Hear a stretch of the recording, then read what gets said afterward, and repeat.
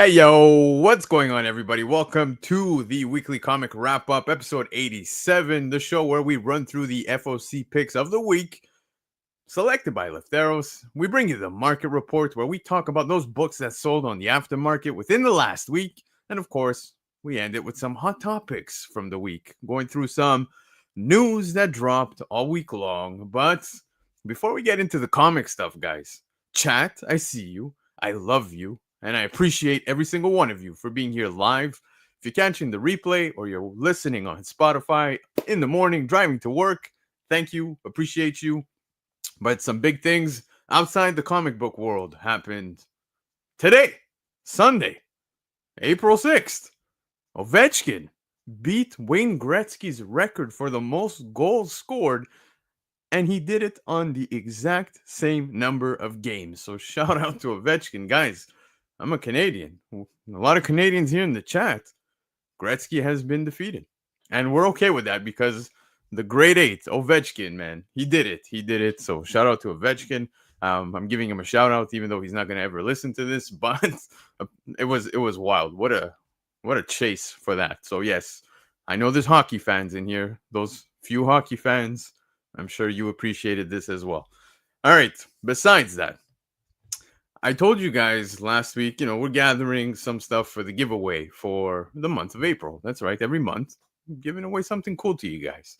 Now, I can't say who and I can't say when, but all I can say is that we're giving away this month a Transformers 13 right here. I don't know if you guys can see this, but this is a 9.9, and I was kind of blown away when I was told this is the book that somebody wanted to donate and give away because, hell, I don't even own a 9.9 of anything. So this is a big giveaway. It could take place tonight. It could take place next week, the week after. Who knows? It's going to take place in the month of April. So keep an eye out. I think this is the, what's his name? Godron variant? Is that his name? Let me check it. Gideon. What am I saying? Godron. Anyways. Really nice cover. I love this. Clearly, you can see Megatron looking menacing as hell. Such a sick cover, but CGC 99 being given away. So, one lucky winner is taking this home.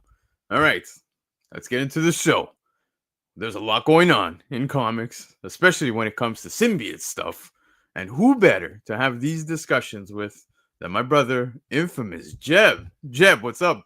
Yo, what's going on, everybody? Good to be baby. back. Yes, you were missed, bro. It's been like what, 2 months, man? It's been a little while. Yeah. I've been busy. I've been moving, as you guys can see. Took down the big Venom wall. So, man, let me tell you, it's nice to be back. But next time I'm back, it'll be in the new digs. I thought you got robbed. I we joined each other here backstage before going live, and I was like, Jeb, what happened to all the slabs? But you're moving. That's why I put the big dogs down here, man.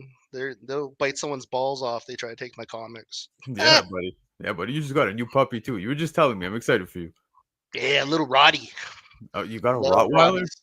Yeah, that's my favorite. My favorite dog. Amazing dogs, dude. Appreciate that. Like seriously, the Rottweilers, Labs, Dobermans. I have a golden retriever. Love Goldens, but they shed like a mother. They just shed like crazy. But yeah, man. So you're in the middle of a move, so I appreciate you even coming tonight. But No worries. Glad, yeah, like I say, glad to be here. Missed everybody. Missed you guys. Missed you, sir. It was, there's been so much going on in my world. So, but I'm here.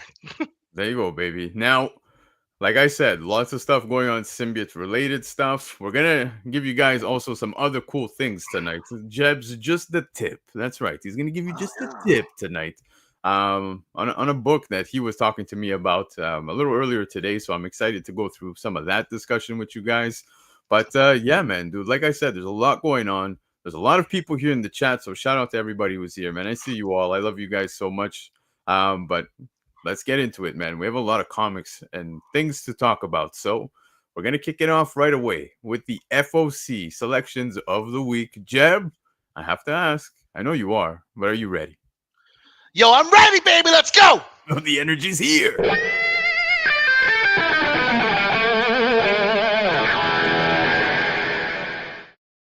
All right, guys, it's the FOC selections of the week for April 7th. Now, of course, these selections were selected by Lefteros. So if you're not already, go follow Lefteros over on Instagram. It's very simple at Lefteros, Lefteros.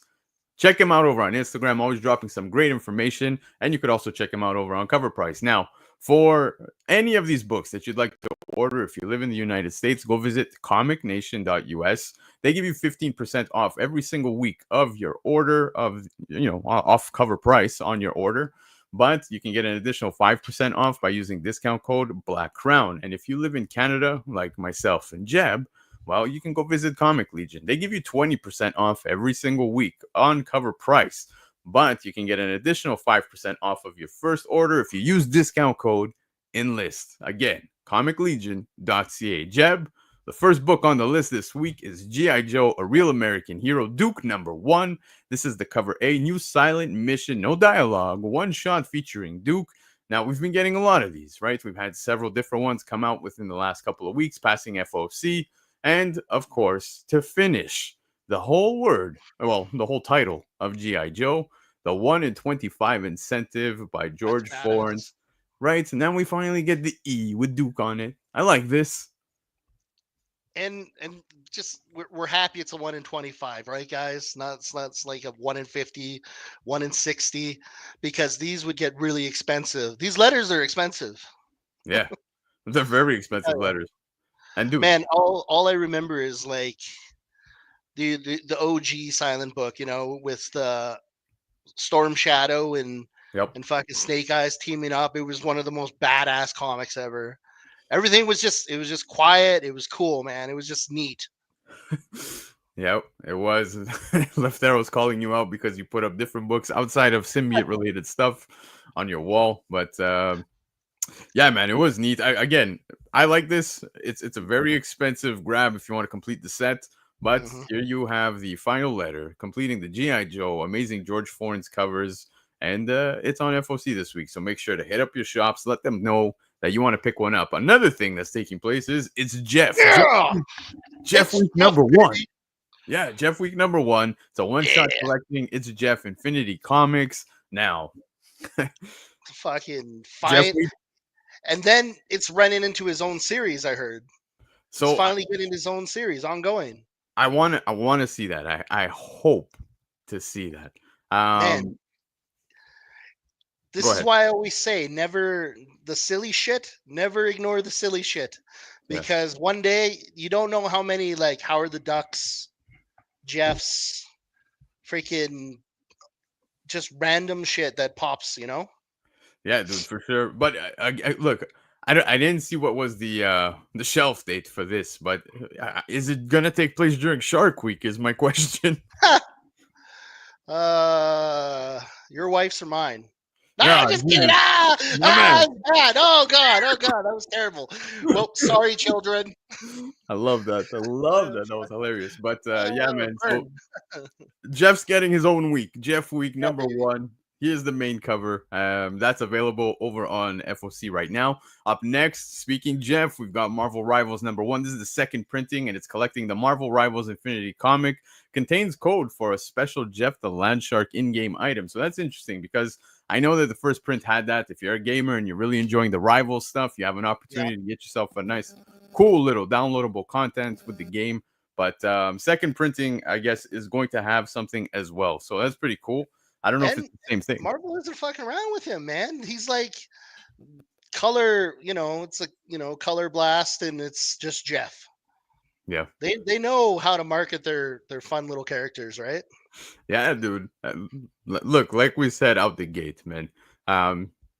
Plushies, you name it, man. I imagine this would be selling like crazy, especially with kids and stuff like that. But yeah, pretty interesting. It's going to a second print. I really, on the first print, enjoyed the cover that had Galacta on it with all the characters. That was a really nice cover.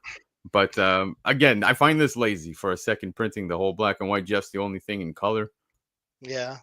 And it's just the way Marvel does it, right? They hardly ever, it's not often they'll do a brand new cover for a second print. Yeah, it's terrible, dude. I hate that they do this. But anyways, it is what it is. This is what's on FOC. So if you're a fan, well, You might be interested in that one. Now, X-Men 16. I was talking with somebody on Instagram who I connected with via, doing shows. His name is Corey. Shout out to Corey because he hit me up and he told me that the last issue, there was some amazing story regarding Gambit, and I haven't had the opportunity to read that yet. Hmm. I'm really pumped to read that. But now, apparently, in X Men 16, this is the main cover. We're getting the first team appearance and cover of 3K X Men, which is fully revealed within this cover. I like that the cover A for this, giving us the first team appearance is, a callback to the first issue, right? The first issue Yeah, looks similar. Um, I don't know. and it's cool, man. Stegman doing Stegman. It's kind of no brainer. A bunch of brand new characters. Again, no new, no brainers. Probably going to be a grab for me. Um, yeah, dude, it's a cool cover. It's cool. Yeah, like I said, he homages himself a lot, or homages himself a lot. Yeah. Exactly. I see Steph in the chat, UniX. I see Derek. I see everybody. I appreciate you guys all being here. But yeah, I gotta catch up, man. I'm like 3 issues behind now, or 2 issues. So I definitely want to read the whole Gambit thing. Apparently it was really good. So if anybody read that, let me know what you thought about it. But apparently Gambit had a really good story in the last issue. Yeah, the in Uncanny. It was Uncanny. I'm pretty sure it was Uncanny X-Men. There was like a whole like Oh, cool okay. backstory from like when he was a kid and stuff. Okay. So then I Yeah, definitely gotta pick that up, man. yeah, it was really cool. Had a new character in it as well, which not a lot of people probably noticed it, but Yeah. it was cool, man. It's a good story. It's like you get like one or two really good stories out of Marvel nowadays. Yeah, we're gonna dive into that topic at the end in the hot topics because I'm kind of I really want to start talking a bit about it because I see some people talking, Marvel and their content and things like that. So we'll have fun with that one. I think we're gonna have a good time. But 100%. anyways, X Men 16 doesn't just have this cover. Of course, we also have the Daughterman variant, which is Cyclops character spotlight depiction by Daughterman, and you have every version costume that we've come to see of Cyclops, which I love Daughterman for doing these covers, Yeah, man. these are really cool covers. Honestly, I haven't picked up any of them. Like the Black Cat one. Black Cat one was kind of interesting because for me it was interesting just because it had a freaking alternate universe Black Cat on it from the Brian Polito Yeah. series that he did a long time ago. I don't know. These are all cool. Definitely grab them if you're collecting the whole thing, right? If you're getting them Yeah. all, I like it, dude. I think the red even like for some reason works so much better with Cyclops. It really pops every single version of him. Like it really looks good. I like the Daughterman covers. I mean, we've seen Daughterman covers pop in the past, especially the ratios that people slept on. But this is a very nice looking one. What's up, Christina? Appreciate you being here. But yeah, so X Men 16, the Daughterman. Now up next, your boy Godzilla. oh yeah, Will there be aliens number one? they are pushing Godzilla this year, man. Yeah. Like when we're freaking we're thirsty for Godzilla, we're dying some days, man. As a Godzilla fan, we were thirsty. We were blowing fucking dust out of our nostrils, man. There was nothing. And this year Yeah. it's like, let's give it to you all at once. And I was like, Nonstop. all right, I'll take a little of this and a little of that. I'm down. It's cool. Yep, but this is going to be interesting because it's a standalone limited series with featuring Godzilla, and you have this cover, and you also have this 1 in 25 incentive, which is basically a virgin variant of the cover A. So really nice. You can see all these aliens coming through, Yeah, etc. it's It, it, cool, it, man. it's a trippy cover. Sci-fi. Yeah. Yeah, it's a classic sci-fi type of cover, right? Yeah, I don't know if you saw, man. Apparently, there's news that Godzilla Kong 3 is filming now. Yeah, Yeah. yeah. And Monarch is finished filming, so I'm excited for the second season of that. And yeah, they're filming it. I think it's going to be more centered on the humans as the bad guys this time. Yeah. Dude, That's Godzilla that's Godzilla that's what Kong I was heard, anyways. Godzilla Yeah, Kong was amazing, dude. I didn't get to watch it in theater, which bothers me because when I watched it at home on Netflix, I was like, dude, this in IMAX must have been incredible. yeah. It was really cool, man. Not gonna lie, like it was cool. I felt like they needed a lot more Scar King. Yeah, They needed a lot more of him. I thought he was a great villain, though. yeah. He was different. Now that you say it, yeah, you don't get enough of Scar King. So Yeah, who knows? Who knows? maybe Maybe he's not dead. Maybe he comes yeah. back as Mechanic Kong next time. Who knows, man? I don't Turn think him he'll into come a back. cyborg. Who cares? Let's go. Yeah, no. Given the way he died, I don't see him coming back. I don't. But like you said, who knows? We'll see. We'll see. But anyways, it doesn't end here, guys. Check this out, because Godzilla is also going up against the Fantastic Four. We get Godzilla versus Fantastic Four #1. This is the second printing, and it gives us a 1 in 25 incentive by Lionel Yu. This is nice. It's a wraparound for those of you who weren't aware. The wraparound is stunning, and now you're getting this in a virgin. Again, I don't like the practice that's done by Marvel, but if you're into that and the virgins for the later printing incentives, Yeah, this is a nice cover. yeah. Like you said, it was. I think the first issue was good. John Romita's art was like, it kind of fit. Yeah, There was a couple things. I mean, how often do we get hardcore spoiler? King Ghidorah, Herald of Galactus. Like that was just cool. A silver Ghidorah.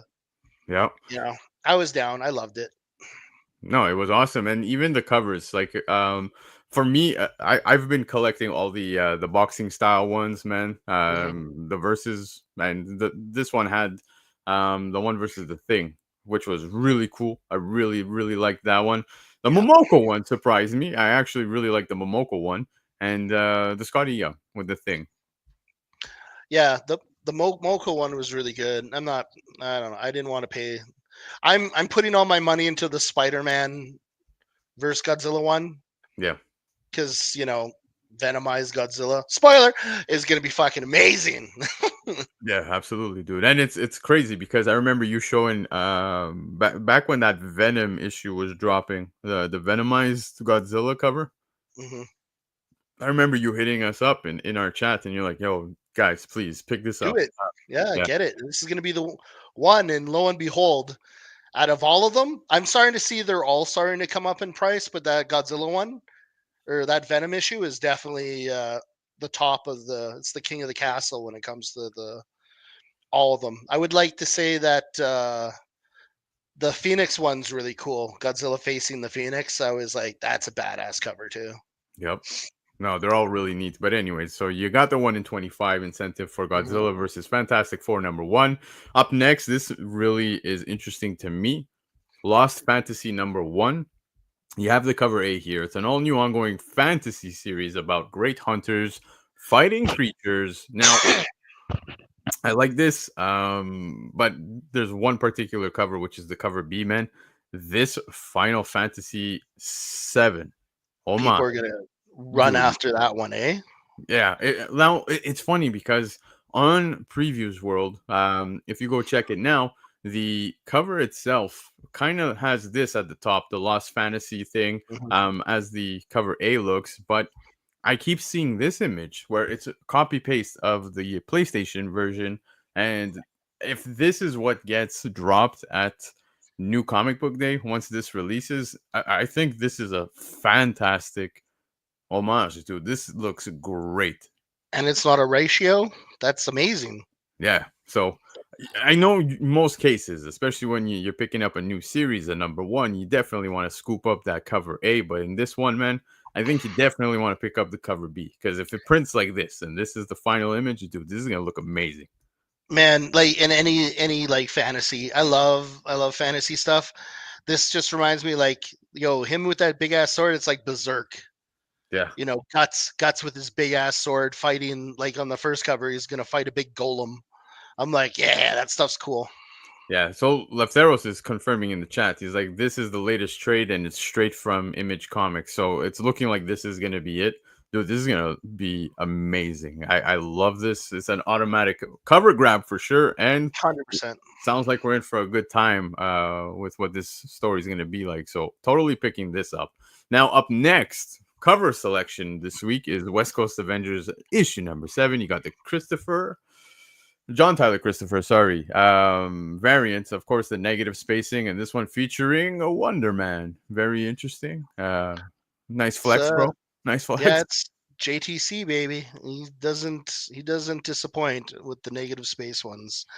Yeah, Plus, I don't know, Wonder Man's pretty badass. So he is. And it's funny because MCU wise, like it keeps getting like pushed. Like we're not hearing much anything of anything regarding Wonder Man anymore. they filmed it, right? Like it's done.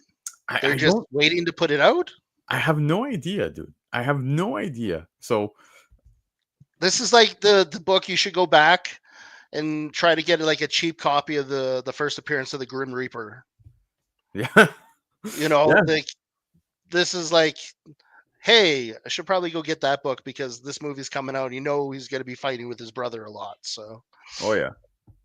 But yeah, I hope to see that coming. Apparently, oh yeah, shoot, she is saying that it's coming out in around Christmas time. So it okay, looks like we're still. I hope it does. I hope it does because I mean it's gonna be a long gap from Fantastic Four to Doomsday. So I do want to see some other stuff, and Wonder Man might be a good time. So looking forward to that one. West But Coast anyway, Avengers. Yeah, West Coast Avengers has been pretty good read so far. The it whole has, dude. the Lightning dude is pretty funny. Like Yeah, dude. I love the Lightning. lineup, the roster on there, man. Yeah. It's wicked. Absolutely wicked. But anyways, John Tyler Christopher for West Coast Avengers 7 featuring Wonder Man on the cover. Now, Alex Ross, you guys remember the Timeless Heroes variants and etc. Fuck yeah. Yeah, back with some more here, man. You got like Oh, the villains! I can only imagine the villain ones. We're finally. I'm gonna get a Alex Ross Carnage cover because he's gonna do an Alex Ross Carnage cover. I hope Oh man, so. dude, that's gonna be so cool. I would hope Oh, so, but you got an you got Alex more. Ross Vengeance cover. Oh, Yeah, I already oh see. man, I'm so excited. Yeah, Let's go. could already see your excitement. But yeah, man. So we're getting more of those now. It's continuing. I wonder, is this going to be like a whole new final poster type thing? You know, remember how 100%. he had a ton of characters. Like every print we saw, like that was on a massive poster itself with every single character on it. So I I I I, I don't know. Is that the route they're going? I don't know.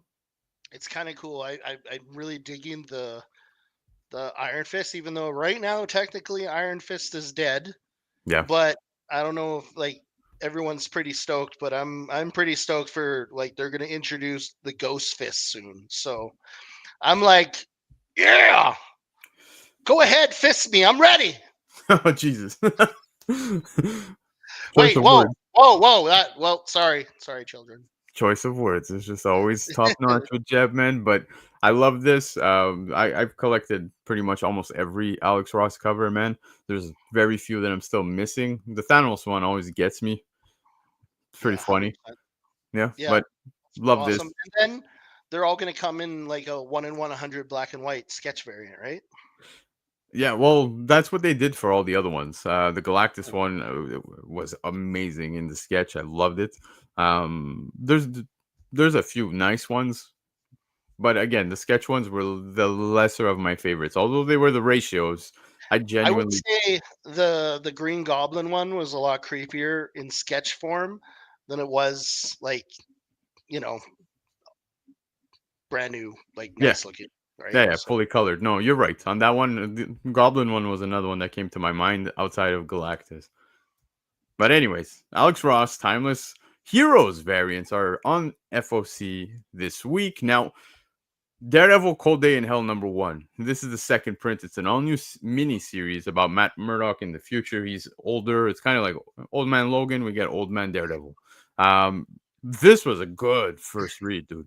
Like for a yeah, first it was a issue, it was badass. I read that twice. I was like, wow, this is really interesting. The whole idea, like him not having his powers in the beginning. Nah, I'm sorry if I'm spoiling this, but no, not having his powers and fucking getting them throughout the book. And I was like, this is really sweet. So interesting. What they did to Punisher was a little harsh, but it's a really good one. Definitely pick it up, guys.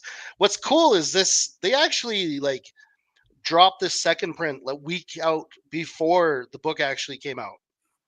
So the second print was out like a week before. That's how good this series sold. Yeah, dude. The second print being on FOC now, I highly encourage everybody to pick it up. If you didn't read the issue the first go around, this is a good opportunity to pick it up and do so because it was really good, and I'm all on board with this miniseries, man. Charles Soule, so good. He's done so much great work, but he's doing already amazing things with just the first issue. Um, I actually think because he's going to be at Terrificon this year. I just might bring this book to sign because it was really good, really good. 100%, 100%. I don't Yep. know. I just like the look of the suit with all the stitches and stuff. It's just Yeah. cool looking. I don't know. Yep. Agreed, man. But anyways, to keep it rolling, guys, you'll do Bad Things #1. Also is going to a later printing. We're getting a second print here. It's a mini series about a writer whose stories happen in real life. So that is a pretty cool take. If you didn't read it, the story's by Tyler Boss. It was good. It was good. I I still obviously like Daredevil was my jam between the two, Yeah, of yeah, yeah. course. Like 100%. totally different scales. But this is pretty cool. A nice, beautiful cover as well by Tyler Boss. I think this is awesome. The premise is kind of interesting. There was like a movie that came out that was kind of the same. Um, I actually haven't read this yet, so it's still on the list of things to read. But Yeah, did you no, like it? Did you I like it? yeah, I did. I think you're gonna enjoy this. Yeah, all right. Yeah, this was up there for one of my not my favorite, but it was in my top reads from last week. It was pretty good. But anyways, it's going to I a like second print. it's a sexy cover. I love that. Yeah, very sexy. So there you go. You have an opportunity to pick it up if you did miss it. Now, speaking second prints, probably my favorite second print that's coming out and is on FOC this week. We got Yeah. DC Sonic the Hedgehog #1. Second print, Sonic the Hedgehog as Flash cover depiction by Pablo M. Collar. And this is a sick cover. See, they're speaking to me with this one. I love it. I love it. Yeah. This is every or every gamer's dream. This right here. I mean, it's Sonic was basically after Flash, anyways, right? Kind of. Mhm. Sure. Yes, much after. But I love this cover. If they're going to be doing this for second prints for all the characters, let's go, man. I'm on board. The red, Knuckles Batman. yeah. Dude. You mean Shadow? Shadows Batman. Yeah, Yeah. That's yeah. cool. So good. But anyways, love this cover. Now, this is badass, guys. We've got some Transformers books, Energon Universe Sound Chip Edition reprints. Yes, you heard that right. We're talking the Energon Universe. This is like opening a Christmas card or a birthday card. Yeah, Yo, that's gonna be so cool. right. This is gonna it's like I said, it's gonna feel like opening a birthday card. And rather than a happy birthday song or whatever it is, it's gonna do exactly that sound that Jeb did because he did it so well. Can you do it again? It's like the Love it, love it. something Yeah, like that.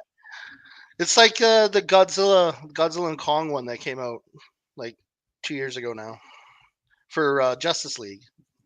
I they did really, that. yeah, they had the Godzilla roar and the Kong roar. I totally missed this.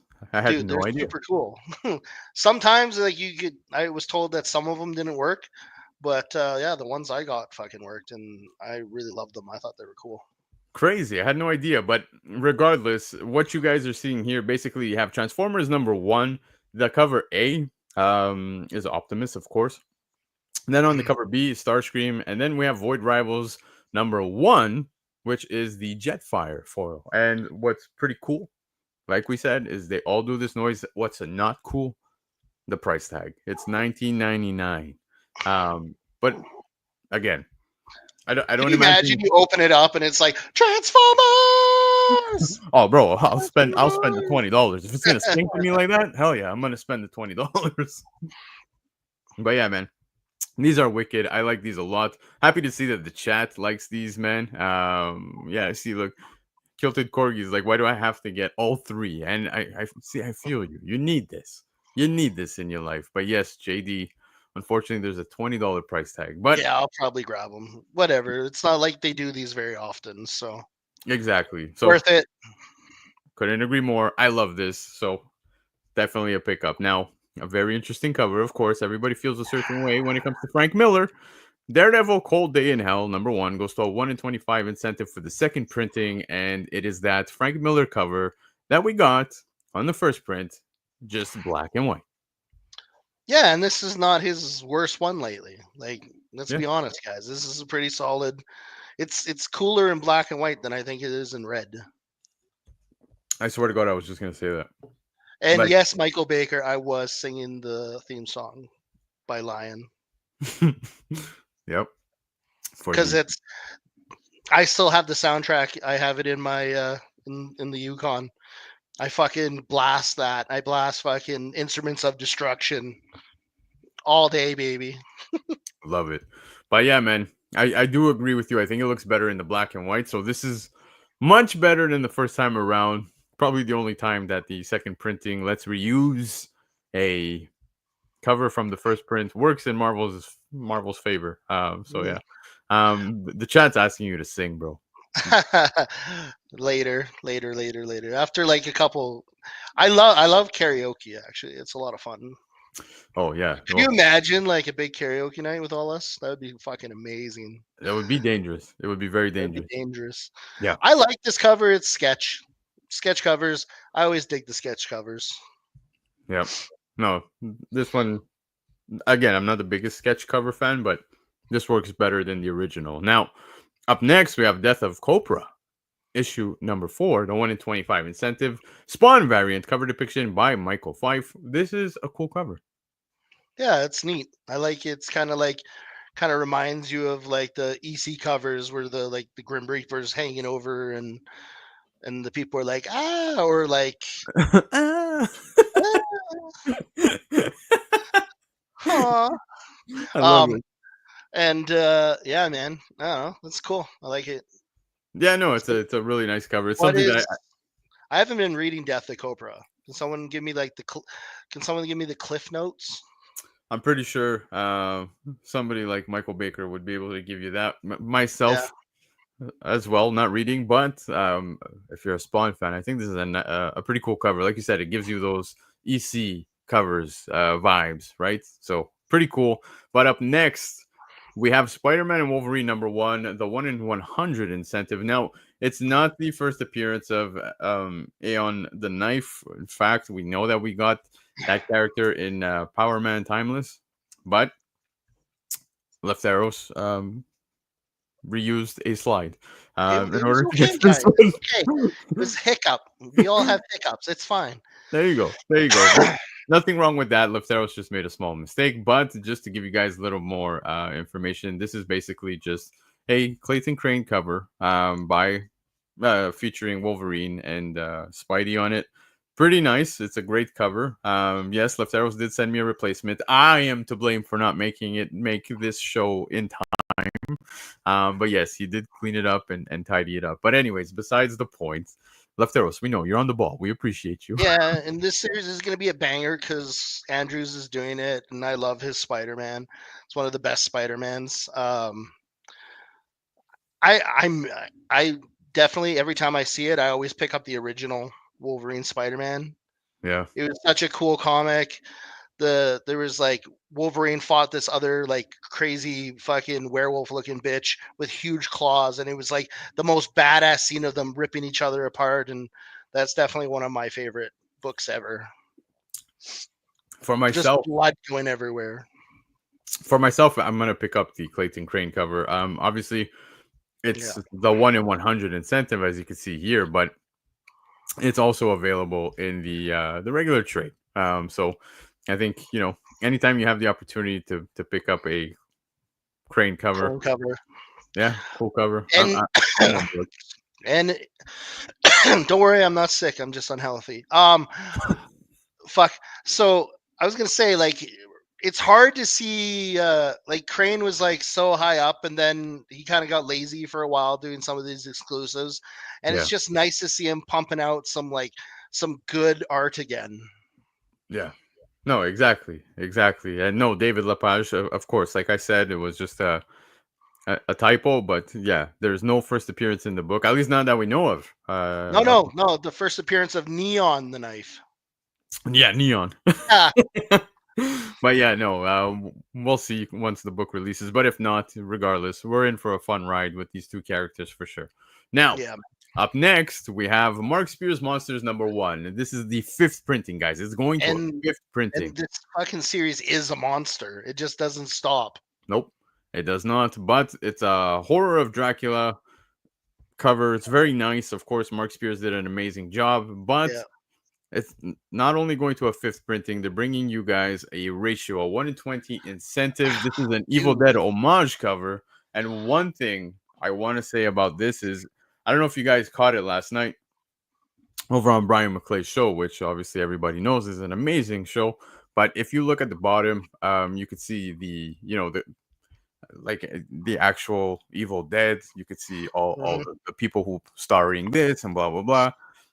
Mark Spears gave a shout out to a lot of people within the YouTube community, and there's people like Brian McClay on there, Swaggle people that he's already done stuff with, interacted with, and a big shout out, of course, to Laura.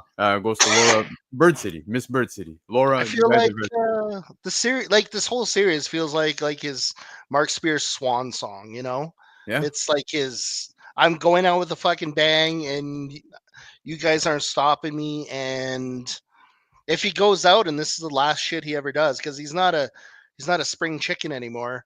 Like definitely legend, right?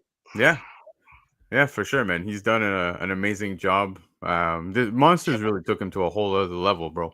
This is he ain't going anywhere. It's not a swan song. It's his I'm here to stay song. Yeah, yeah. I'm just saying these guys they keep getting old. Yeah. Keep getting old. Rest in peace, Val Kilmer. Yeah, dude. Oh, dude, don't even Dude. remind me, man. I couldn't believe the news. I couldn't believe the news. But anyways, on this cover, the 1 in 20 incentive. Shout out to everybody who made their name on this. Red Hood, Brian McClay, Swaggle Laura, of course, Miss Bird City. As I said, there's many others on there, but it was really cool to see that Mark Spears took the initiative and he did something cool like that to show love back to everybody who's supported him. And yeah, I think that's cool. Now, up next, Ultimate Wolverine #5. This is the main cover, first appearance of Earth 6160 Sabretooth. Yes, I love this cover, dude. The way he's squeezing his head, Yeah. it's just so wild, and it's cool because the story itself, man. Things are wild. It's it's gonna be interesting what they do with Sabretooth. Like, is he gonna be a relative? Is he gonna be like the U cover that shows him with the big ass mustache? I like that. I think that looks cool. Is he gonna be like the original weapon? You know what I mean? Like the original Winter Soldier, and then comes back. So many questions, and Yeah. I'm excited to learn. Same, dude. Same. And it's been such a great read for the first 4 issues that, like, I'm excited for this one. This is an automatic pickup, whether Sabretooth were to be in this issue or not. I'm picking this up. That's how much I'm loving this. Now, Sabretooth covers. I love this one. The Lionel U cover as well has Sabretooth on it. Man, there's a DeMeo cover, Simone DeMeo. Love that cover as well. So many good covers available for this. You got 3 bangers, and the cover A is just, it's wicked, man. And like I said, I love the way he's got his hands wrapped around like he's gonna squish Alessandro. it. Alessandro just keeps pumping out like just mean joints every day, man. He's just awesome. Yep, Capuccio, baby, Capuccio. But Capuccio. yeah, the Lionel U. It's funny because the Lionel U cover, he's kind of doing the same thing with his hands, just that like Wolverine's not there. You know what I And mean? that one looks really good with the one before it with Wolverine. Like Yep. they're Yeah. they're a good bookend to each other. Yeah. Love this. But Jeb, I think this is one that you definitely want to talk about. All new Venom #6. We won't dive too into what's just taking place in issue 5. We'll dive into it later, but Yeah, but we're gonna get the origin of the all new Venom. Yeah. Yeah, man. I get it, man. People hating it. People hating it. I think this is actually more interesting than, I don't know, a lot of other shit going on. So, like I said, I'll dive into it later. I'll dive into it later. Yeah, but I know that this is guaranteed on your pickup list, if I'm not mistaken, right? Yeah, for sure.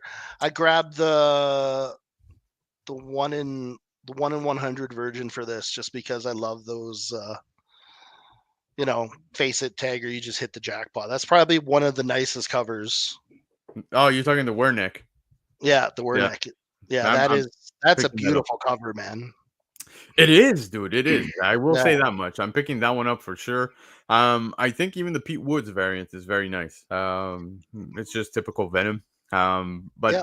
yeah, the one I refuse to even acknowledge is the ASM 300 homage cover. So over that shit. I'm just being It, honest, guys. there's a lot of too many 300s. It's a Yeah, weird one. that then plus it's not exactly that nice. It's part Exactly. of that theme variant because it's the Impossible Man is the theme. Yep. But anyways, yes, we'll keep it friendly, Andre, up until we get to the hot topics portion of the show. And with that, guys, that was the FOC selections of the week by Lefteros. Now, again, go support Lefteros. Follow him over on Instagram. You could also, if you want to order any of these books and you live in the United States, go visit comicnation.us. They got 15% off of the cover price already, but you can get an additional 5% off by using discount code Black Crown. If you're in Canada, go visit comiclegion.ca. 20% off already on the cover price. But if it's your first order, use discount code ENLIST to get an additional 5% off. Now, again, you could support Lefteros by also going to visit coverprice.com. Over on Coverprice, you can see the full extended article with all the details as to why Lefteros highlights the books that he's highlighted this week on the list. And if you're enjoying any of the content tonight, well, make sure to hit the subscribe button. Comment below if you're catching the replay. Hit the like. Do all that fun stuff. All right, All that fun stuff. Jeb, we're going to get Yeah, into buddy. the market stuff. Are you ready for the market, man? Man, all I gotta say is I'm ready, baby. Let's go. Vamos!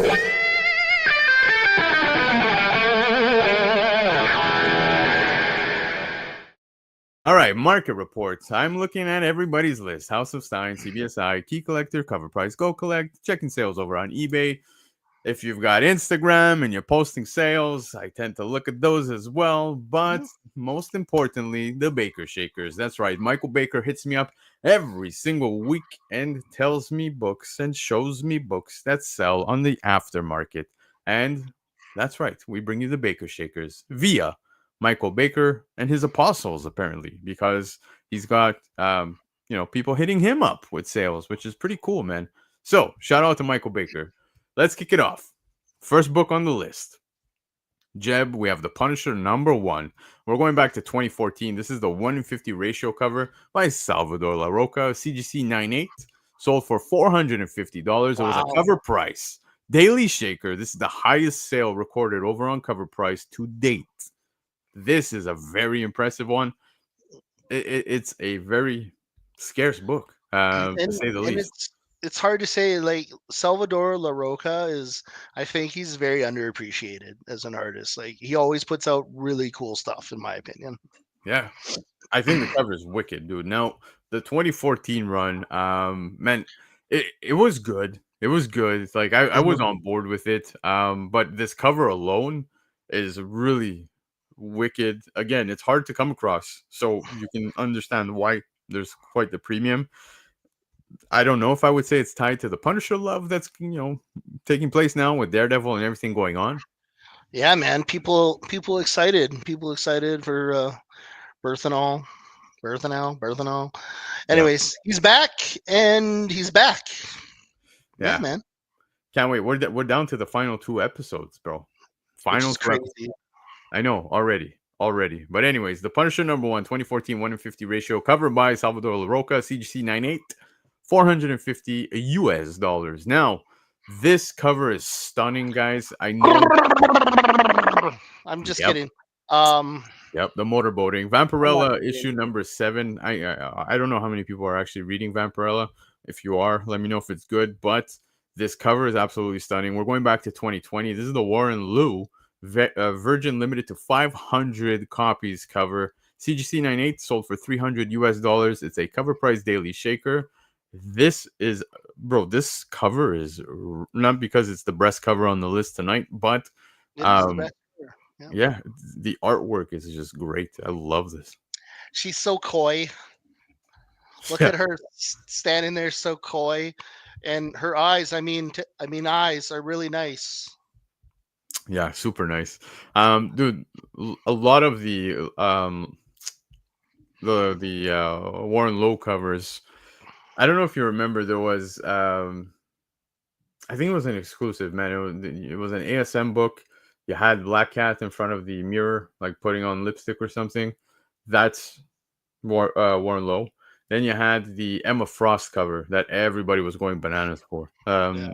Let me see if I can find out for you guys here. You're not No, talking about the French one, right? No, not the Black Hat French one. Is that Warren nah, Lowe? here. No. So okay, here I just found. So you have this one here. The Mm, yeah, dude, this cover everybody was going okay, yeah, bananas. yeah, yeah. This is the Black Cat one I was talking about. Mm, This one So was an exclusive, right? Yeah, it was an exclusive. yeah, so many. Dude, this is sick. I've never seen this. Never seen this. This is not a I actually cover. like that one. That's kind of cool. Yeah, dude, there's a lot of great stuff, man. Warren Lowe does an amazing job, dude. Imagine the rabbit hole we're just gonna fall into right now. Yeah, Yeah, his covers are sexy. they're wicked, dude. Some great, Yeah. great covers, and as you can see, the Vampirella #7, being another stunning cover. CGC 98, sold at $300 US. Now, Jeb, check this out. Wolverine issue Yeah. 27, The Lazarus Project. We're That's a going back. badass cover, man. It is, but we're going back to 1990 on this one because a newsstand edition sold for quite a premium. This is a classic Jim Lee cover, of course, and a CGC 98 sold for $782 US. We are officially in Baker Shaker territory, guys. This is an insane premium because this book in a 98 all day is like $200 at best. 90 Wolverine was just so good. Like, and that's when like we thought Sabretooth for the longest time was like his dad and shit. And then they introduced so many cool characters like the Albert, the cyborg, and Mary Lee or whatever her name is, Mary Lou. I Yeah. can't remember the name of the little girl robot. But yeah. And then like Cyber came out of the 90s. So much good shit came out of the 90s. Bloodscream and Rough House. Maybe they were 80s. I can't remember. So much, so much. The Hunter in Darkness, a character no one talks about, is like one of my favorite characters from this time age. Yeah, dude. He was just a really cool looking werewolf, but yeah, man. But for myself, it's the actual price tag for this. The Yeah, it's premium for crazy. the newsstand. Baker saying it was LCD. LCD. Yeah, Thank you, Michael there you go. Baker. You were amazing. But yeah, man, it's just crazy. $782 for a 9/8 in a newsstand, and then you go and look over at what a direct copy is going for, and you're like at the $200 mark, and like it's such a crazy jump, but very impressive nonetheless. Wolverine issue 27, guys. CGC 98, Was this the 782. series with like the Spore Sorry, bad guy? I feel like this was the series with the Spore bad guy. Spore. Yeah, it's just he was like a big gross yucky thing. Anyways, I'm probably wrong, but yeah, that's crazy. This is a crazy book. Yeah, 90s newsies are kind of hard to find, says Comic Ozzy, and he's not wrong, guys. 100%. The closer we get to the 2000s, it gets a lot more difficult. So yeah, I was surprised over the weekend. I actually managed to pick up some Justice League. I don't know if you remember from like the new 52 stuff in newsstands for like $6, and I was like, oh, sure, I'll pick it up. Don't care, just because it's a newsie.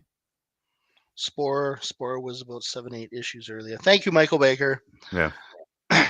It's in there, Michael Baker. It's in there. It just takes a minute to come out. Yeah, I don't even recall Spore, so I kind of want to Google what Spore looks like. So Spore Marvel. Don't just Google a Hunter in Darkness. Coolest character ever. Oh, yeah, okay. It's a weird ass looking character. Damn. Yeah, Spore was weird. Google the Hunter in Darkness, fucking so cool, and they have done nothing with him in years. Yeah. But anyways, let's move on from Wolverine 27 because up next we just spoke about Val Kilmer, guys, and unfortunately, super devastated that he unfortunately passed away. Just Okay, hope. guys, wait, moment of silence for Batman. Yep. Okay, we're good. Yeah, man, that's crazy. Yeah, but Batman Superman, World's Finest, issue 21. This is the 2024 Celebrity Authentics edition, and it's basically Batman Forever. The cover, Yeah, the poster that we all know, without anybody else on it. It's just Val Kilmer, the Batman on it. And this issue that sold over the weekend, this copy was signed by Val Kilmer. CGC 98 sold for $895 US, and after the fact, I actually think this is a good pickup. I only imagine this would probably go for more. yeah. Once you're toast, man, everything goes for more. It's sad but true. Yeah, and I was looking at this book, and what the signed copies were selling for, prior to his passing. It was selling for significantly less. Like you're talking like $400 US, 300 something US, like 500 at best, 600 at best. Sorry, and then you would see Like like. like a good example. Like I know all that shit going on with Stan right now, but Stan Lee's fucking. You could get his signature cheap. And now everything is expensive as shit now, ever since he passed away. But they Yeah, used to be so cheap, and now it's just like, wow. And there can't be that many of these, man. Like, yeah. there's got to be what, maybe a handful of these online or even graded. I was surprised to see that there were several copies that changed hands pretty recently. But like I said, now that unfortunately he passed away, you did see a bit of a premium. 895 was one of the higher sales that I saw in the last couple of weeks, etc. It was hovering around the anywhere between 3 to 6 at best, and now seeing a higher sale at 895, clearly because he passed 100%. away. And I only imagine this will keep going up. Yeah. I'm your But Huckleberry. If anyone can tell me what that's from. this guy, Yo, Batman's, if anyone can tell me what that's from, I'm your Huckleberry. Let me go. Let's go. it's ringing a bell. What is that? No, we're gonna wait. We're gonna see. Okay, yeah, we'll wait for the chat to say it. Um, Armin in the chat saying Fucking Michael Baker, you're just a, I, you're he's an just animal. all types of shit. Tombstone Yeah, was so good. you got Michael Amell, Derek Baker. Everyone's calling out. Yeah, Ollie's calling out Oh, Tombstone. Tombstone's so badass. That was Yeah, like one of the best movies ever, man. yeah. But anyways, man, it's I was saying Armin said he sold a Captain America signed by Stan Lee a month ago for 1,000 Canadian, and it's a $100 book in a 9/8 unsigned. Crazy, yeah, dude. Yeah, that's what I'm saying. Like it's interesting because I noticed like a lot of people started buying up the raw copies that are signed ever since they told CGC was going to start getting authenticators or whatever. Yeah, the And JSC. like I don't know, I missed out on that train too. Oh well, such is life. I'll Yep. get one. I'll find a really cool signature with Stan on it one day. I'm not stressing. I never stress. Yeah, no stress. But anyways, Batman Superman World's Finest issue 21, signed by Val Kilmer. This is the Celebrity Authentics Edition, CGC 98, $895 US. Now, up next, bro, check this sick ratio, man. Incredible Hulk Oh, 618, dude. We I just got love a this Tron. cover. We just got a Tron trailer. I know Tron Ashes. Yeah. Yeah. And now we go back to 2010. This is a 1 in 15 ratio by Mark Brooks. This is a hell of a cover, bro. Very Tron homage right here. CGC 98, $135 US. Baker Shaker this week. I love this cover, man. This is Yeah, sick. this is definitely I think I might have a raw. I'm not sure. I may have a raw of this somewhere. But this cover's solid, solid, solid, solid, solid. Yeah, man. I By the can't way, say enough good things. shout out to the chat. I see everybody talking about the books that they have signed and stuff like that. Unfortunately, I saw Ollie saying that he got scammed with the signed Stan book. Armin can confirm that's Sorry to hear terrible to that, hear. man. Yeah, seriously. There's just so many fucking people out there right now scamming. I'm following a guy on Instagram right now that I know is scamming people for sure. So every time someone hits up, I'm like, don't buy, don't buy, don't buy from this idiot. So yeah, it's sad. It's sad. Well, props to you. If you know the guy's scamming and you're cock blocking him, I'm happy that you're doing that because yeah, I don't want people to get fucked over. Um, but yeah, man, Derek's saying that his son has this issue of Incredible Hulk 618. He's been hunting it down for years, man. This is hard to come across, dude. 2010, 1 in 15 ratio by Mark Brooks. Stunning cover, bro. If you're a fan of, Tron or anything related to Tron, I think this is a sick cover, dude. I fucking love this cover. Yeah, it's Tron and Ghost Rider. Like it was meant to be. Yeah. Doesn't even look weird. It looks like it's always should have been. Yeah. Fuck. I just saw Armin's comment. All these dual signed Spider-Man. It was the first book to get rejected. That's terrible. Absolutely terrible, man. Yes, Rocksteady's in the house. Ghosttron. Ghosttron. There you go. No more Ghost Riders. Yeah. Ghosttron. What's up, man? Yo, I see also Trev's in the house.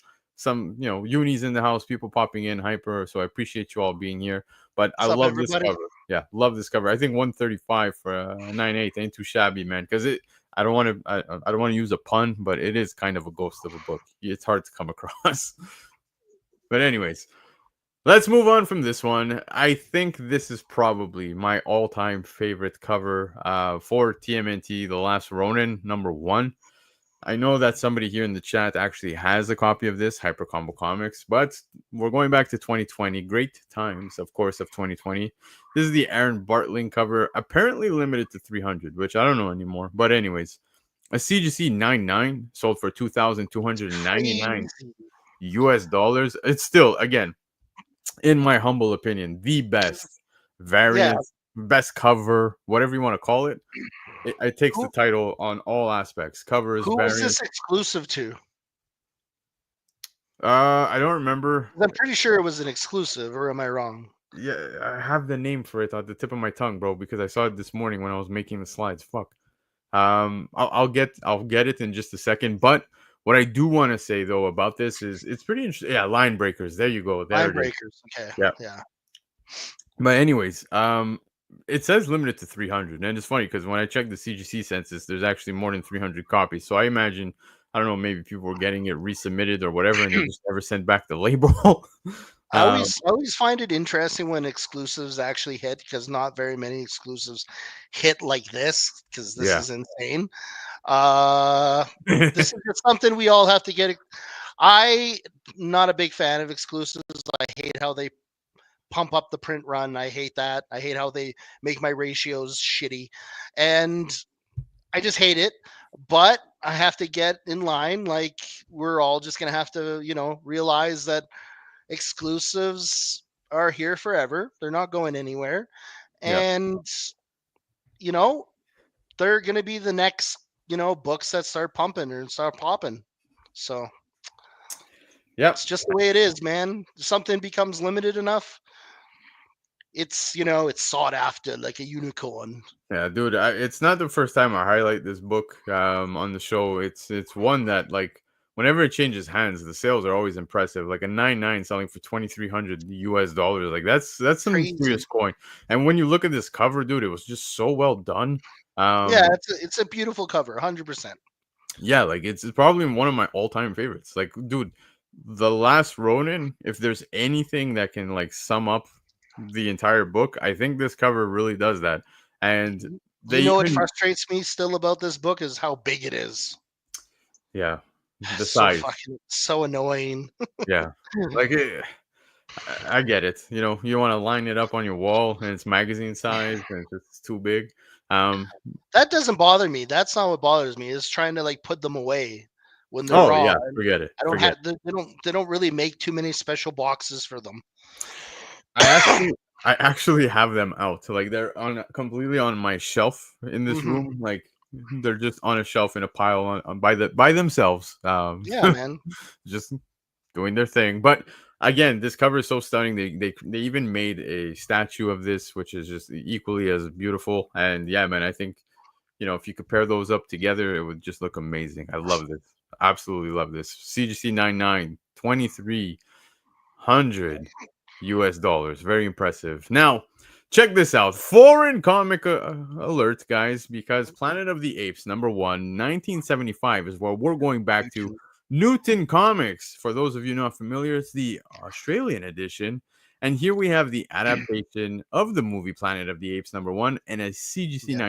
9.0, sorry, sold for 538 Canadian dollars. It's a Baker Shaker this week. We've been seeing a lot of these the last couple of weeks over on the show. We got Planet of the Apes. We got that Fantastic Four 48, which was pretty interesting. These Newton books, we got that Incredible Hulk that was on Covrprice that we spoke about. There was Yeah. an Iron Man 1 we made reference to. Really cool books, man. And I love the books that are, you know, these books. I don't feel bad about getting a book that's not a 9.8. You know what I mean? Yeah. Because they're just the rarity of these things are just starting to pop. Like European books, the Spanish books, all those things. Getting them in 9.8 is harder than shit. Like Yeah. I've been trying to get the Italian all black cover 300 in like a 9.8 for like over 15 years. Really? That book's never a 9.8. Damn. The And Italian. you just you know what? You just get used to the fact that these books aren't going to be high graded, but they're freaking awesome, so I want to have them or I want to own at least one, you know?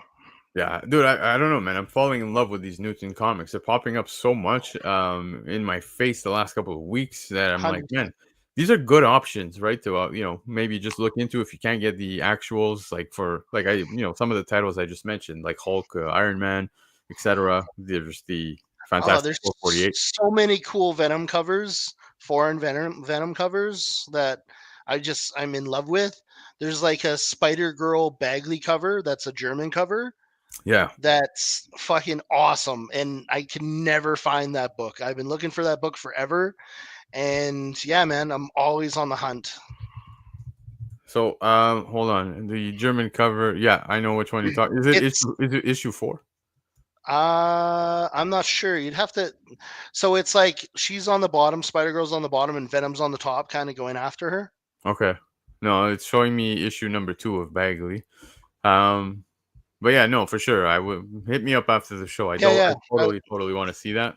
But yeah, man, pretty interesting. Planet of the Apes. This is the Newton Comics Australian edition, CGC 9.0, 538 Canadian dollars. Now, up next, New Gods number one. We're going back to 1971 for this one. Let's First go. appearance of Orion, Lightray, Metron, Highfather, and Calabac. CGC 98 sold for 1,700 US dollars. Very impressive sale. This is a Baker Shaker.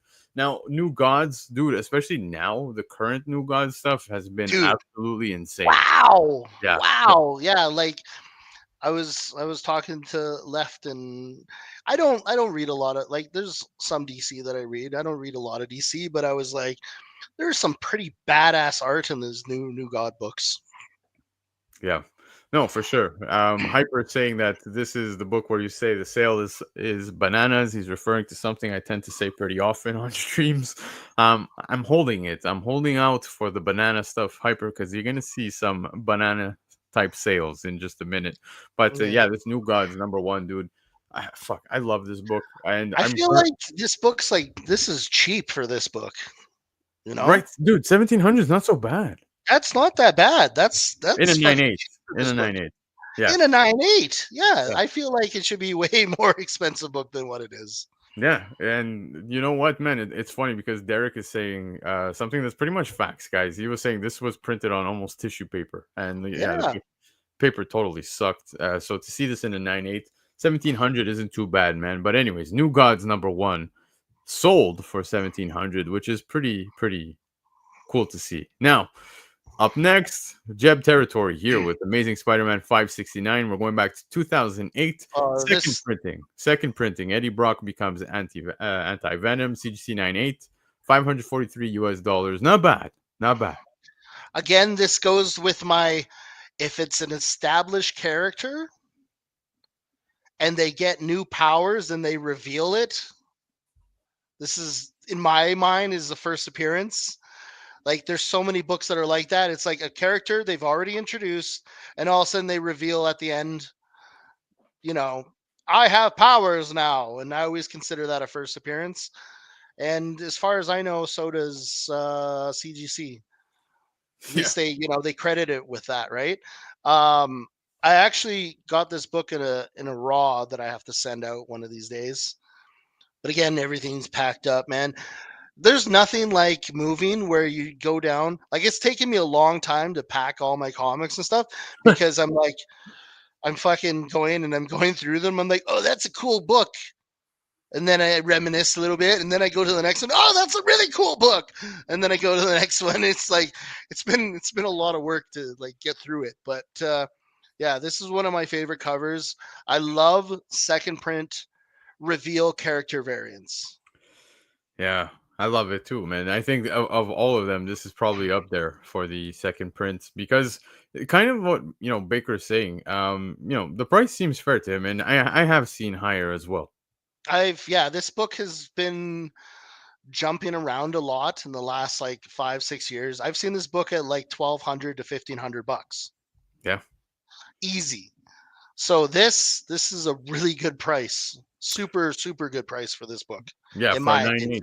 For a nine Yeah. eight, it's great. So Amazing Spider-Man 569, the second printing, where obviously Eddie Brock becomes an anti-venom. CGC 98, $543. Now, sticking with some of that symbiote theme here, guys. Web of Spider-Man annual issue number 3. Then we're going back to Hmm. 1987 for this one. Greg LaRock cover. Index of Spidey characters with this book. CGC 98 selling at $209 was a cover price daily shaker, top sale recorded to date. And one thing I was talking about Jeb right before we were going live is, I was looking at this book, and then you look at the back of the cover, the back cover of this book, and it looked very familiar. And I don't know if you guys remember, ASM 252 just came out with a facsimile not too long ago, and we got that vest cover for the 1 in 25 ratio. And this Yeah. is actually that vest cover, the back of the book for Web of Spider-Man Annual 3 is the exact same cover. Here, I'll show you guys. But yeah, man, it's Yeah. I had no idea that it was like kind of, a pinup, I guess we could say, or like reused. But They did a lot of pinups in the back of a lot of these books, like early on. yeah. Like I remember Wolverine having a bunch of pinups in the back. Yeah, that's it, man. There's tons of great ones, man. The whole Weapon X stuff. In the back, there was amazing things. Like we could go on forever when it comes to that. But I had no idea that the vest cover was actually used to, Art on a book. yeah, mimicking that. But Web of Spider-Man Annual Issue number 3 sold in a CGC 98 for $209. And yeah, it is the highest sale recorded to date over on Covrprice. Now, another sick book, dude. I love this Web, book. yeah, Web of Spider-Man issue 33, 1987. Bill Sienkiewicz cover, CGC 98, $123. Pretty cheap. Highest sale though to date, and I think this cover is just sick, like completely sick. Just mind bending cover by Sinkadink. I never say his name right, so I just call him Sinkadink. Um, yeah, just mind bending. The dude's not right in the head, and he definitely draws that. Yeah, dude. And it's funny because there's always talks when it comes to the first appearances of Venom, Eddie Brock, etc. Hmm. What was the issue again for Web of Spider-Man? It was around here where we Yeah, saw, it was around there where you saw his hand. yeah. And So, I always pick that up when I see it. and it's funny because that was a very feminine hand because before Venom was Venom, it was going to be a girl. Really? Yeah, Venom was going to be a female. A lot of So that people don't know that, but was it going to be MJ? well, you never know. But yeah, no, I had no idea that it was supposed to be a woman, man. That's pretty Yeah, interesting. yeah, dude. The whole idea was they wanted Venom was going to be a woman, and then they're like, oh, that's not imposing enough, and we need to do it a little bit, it's got to be something like scarier.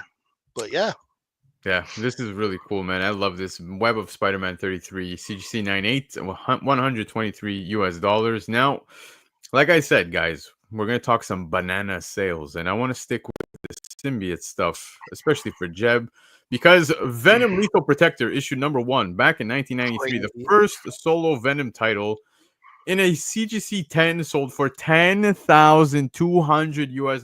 It was on Cover Price's Daily So Shake. I just want to tell you guys that I actually bought this book. Yeah, I wouldn't be Yeah, I surprised. didn't buy it. I'm lying. I didn't He's buy mo- he's moving from his house to a studio because his wife it. I is am gonna now lose broke, it. and she kicked me out. Yeah, dude, but this is insane. There's only 11 CGC 10s on the census, just to give you an idea. Now, this book, dude, there's like 20,000 copies on the census in total, but like the 11 CGC 10s that exist, it makes up for very few in existence. So obviously, when it's changing hands, it's going to change for quite a premium. And a Now, CGC 10, could you imagine if this was a fucking newsstand? oh, bro, forget it. Or like Kilted Corgi saying, could you imagine it was the error graded in a 10? And I was talking to 9.9 newsstand today. Manu, I don't know if a lot of people know him. Yep, Awesome, awesome guy, super awesome. love But man. he's on the hunt for the error newsstand, the black error newsstand, and they do exist. Again, unicorn type book, but let me tell you, anyone finds that or anyone knows someone who has them, hit up 9.9 newsstand. Yeah, that would be a monstrous book for him to add to his collection. But man, this is crazy, dude. Like I said, a CGC 10 for Venom Lethal Protector 1 sold for $10,200 US. Absolutely bananas. Yes, but hold on. We're about to get more bananas. You want to get bananas? We're going to get bananas because, You want to the- get crazy? Let's yeah, get crazy. let's get crazy, baby. The Silver Surfer number one, 1968 book, the classic Origin of the Silver Surfer and the Watchers.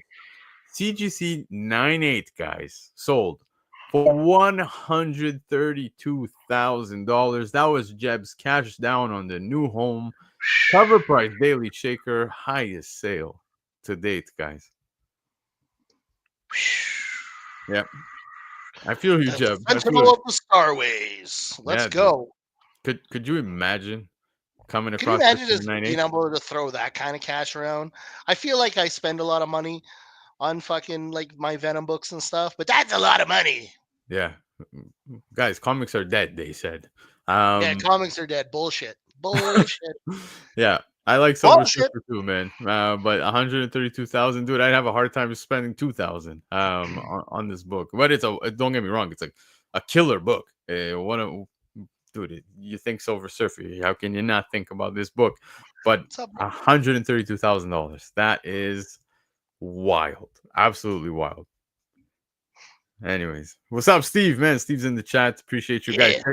Check out Team Nerd Herd over on Nearing Nirvana. Always great times. But yeah, man, Silver Surfer number one, CGC 98 sold for $132,000. Can we say bananas now, Hyper? Can we? Can Yeah, we? bananas. Guys, that was the market report. We're about to get into the hot topics, and it's gonna get pretty interesting, especially with such an awesome guest as Jeb. Jeb, are you ready for the hot topics? Oh, baby, I'm ready. Let's go.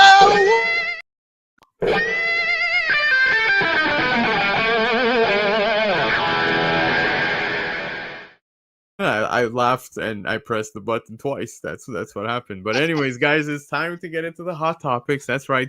We're gonna talk about some of the news that broke this week, whether it be trailers or some of those spicy conversations. And as you know, every week it tends to get just a little extra spicy. And yes, Kilted Corgi, it's all about the air guitar. Um, Before we get into some of the topics, Jeb, we said we would give just the tip. Jeb's just the tip. And I want to show you guys something because, Jeb, you were talking to me about a book that is actually coming out very soon. And it's actually Miles Morales 33, guys. So if you Yeah, haven't baby. seen this, yeah, it's actually going to be on FOC April 14. Jeb, talk to me. So Cody Ziegler like was putting out a bunch of stuff, and they're going to be introducing a bunch of new characters. So not only are we getting Keisha Khan, who was Miles' therapist, she actually made her first appearance in Miles Morales 13, but she's going to be the new Hulk. And she got Yep. a new name called Power Lifter, And you were which just is kind of mentioning it. cool. Yeah, Yeah, it's her. Yeah. So yeah, yeah, man. pretty cool. Looks like we've got Thick. ourselves a new Hulk. So we're getting a new Hulk, and then we're also getting a bunch of new gods. One Pyra, Yeah.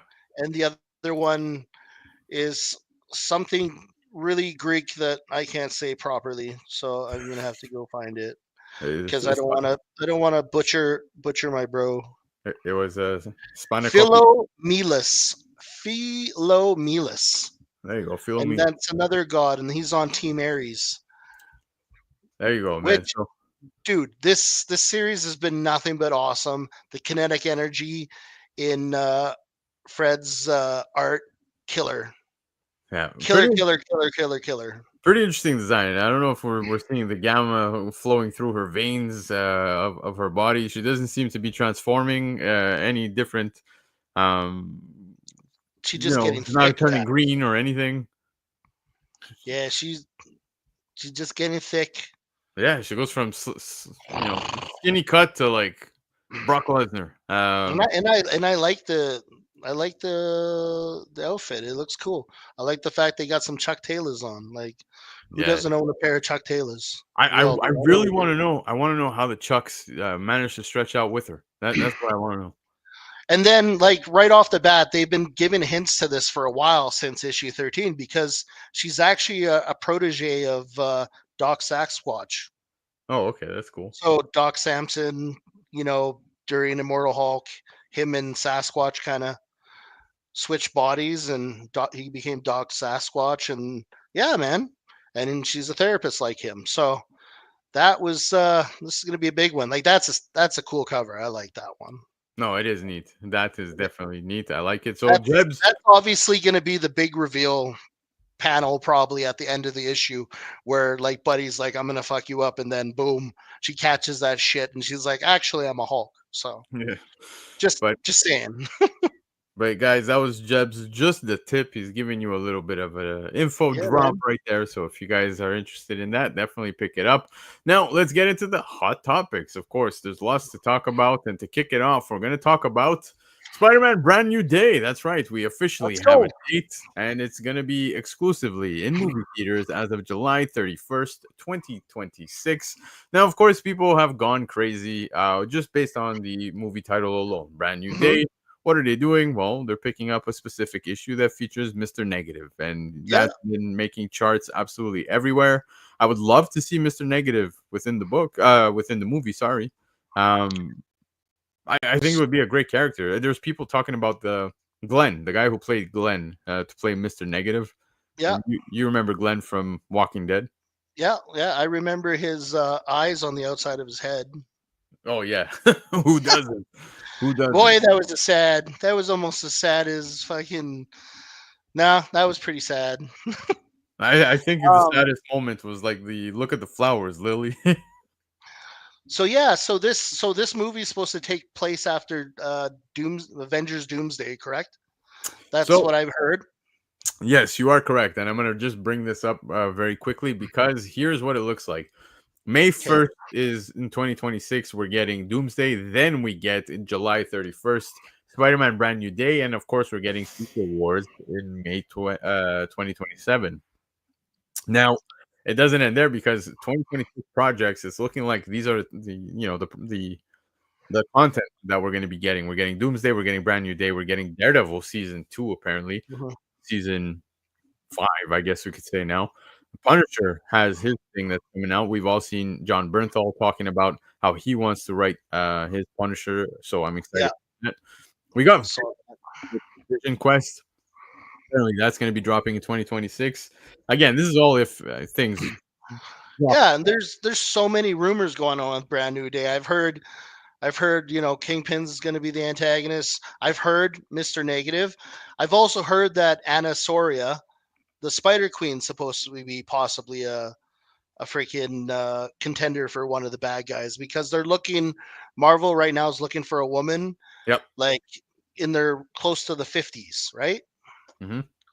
And then of course they have Sadie, what's her face? Sadie Sink. Sadie Sink, who I still think I'm thinking Teresa Parker. That's who I think that's gonna be. Yep. But And Chia's here in the chat. He was very adamant and firm on the belief of it's gonna take place. They're gonna do Spider Island. mhm. Which could happen, guys. It could happen. But um back to the Spider-Man Brand New Day. I would love to see Mr. Negative. I like how this is coming out just shortly after Doomsday, so it's kind of like Doomsday is gonna have its theatrical run, and then after it comes to wind down, immediately we're getting Spider-Man. These are big drops within the same time frame. Look, this year we're pretty spoiled. We're getting Thunderbolts, and then we're getting Fantastic Four, or within the same delays. Man, May, Thunderbolts July. actually looks like it's gonna be a good movie. Like it looks like a lot of fun. Yeah, And no, then it's gonna the be. void in the trailer, I was just like, wow, blip, blip, blip, blip, blip. It's like, damn, how are you supposed to fight that? Yeah, stronger than all the Avengers combined. But like I said, we've got Doomsday, Brand New Day. We've got Mhm. Daredevil. We've got Punisher, Vision Quest, X-Men '97. Apparently, we're gonna get the next season in 2026, and of course, your friendly neighborhood Spider-Man the animated.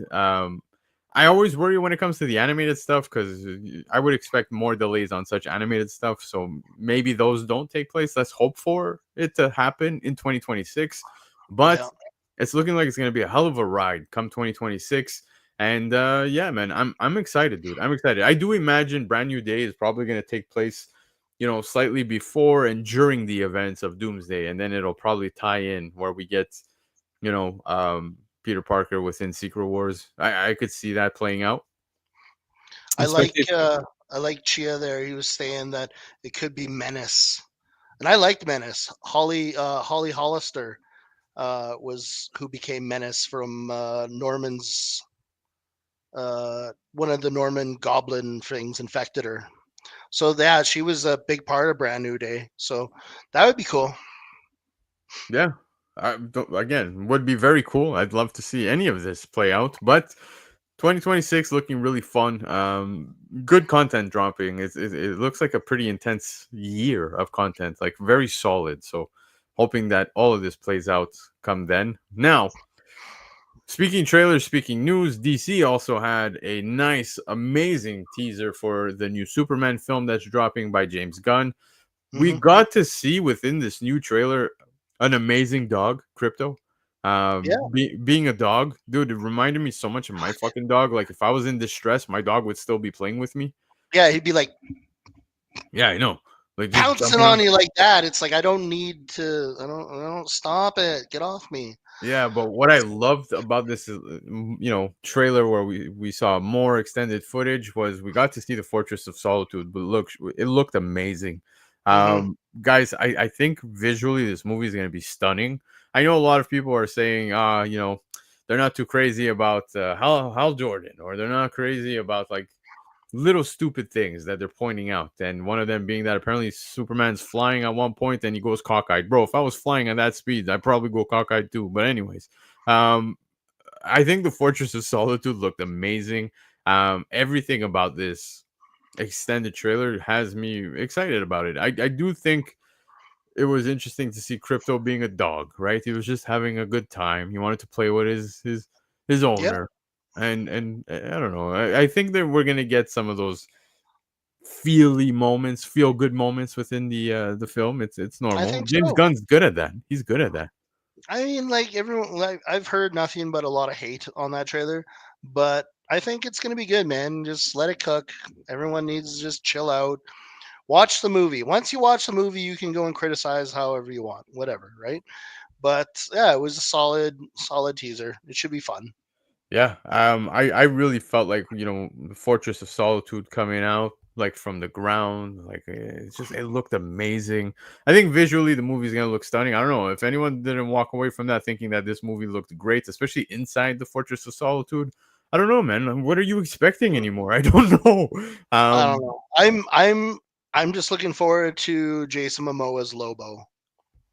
oh yeah, it's gonna be It badass. was it was like it was meant to be. It was supposed to, like, if anyone should play Lobo.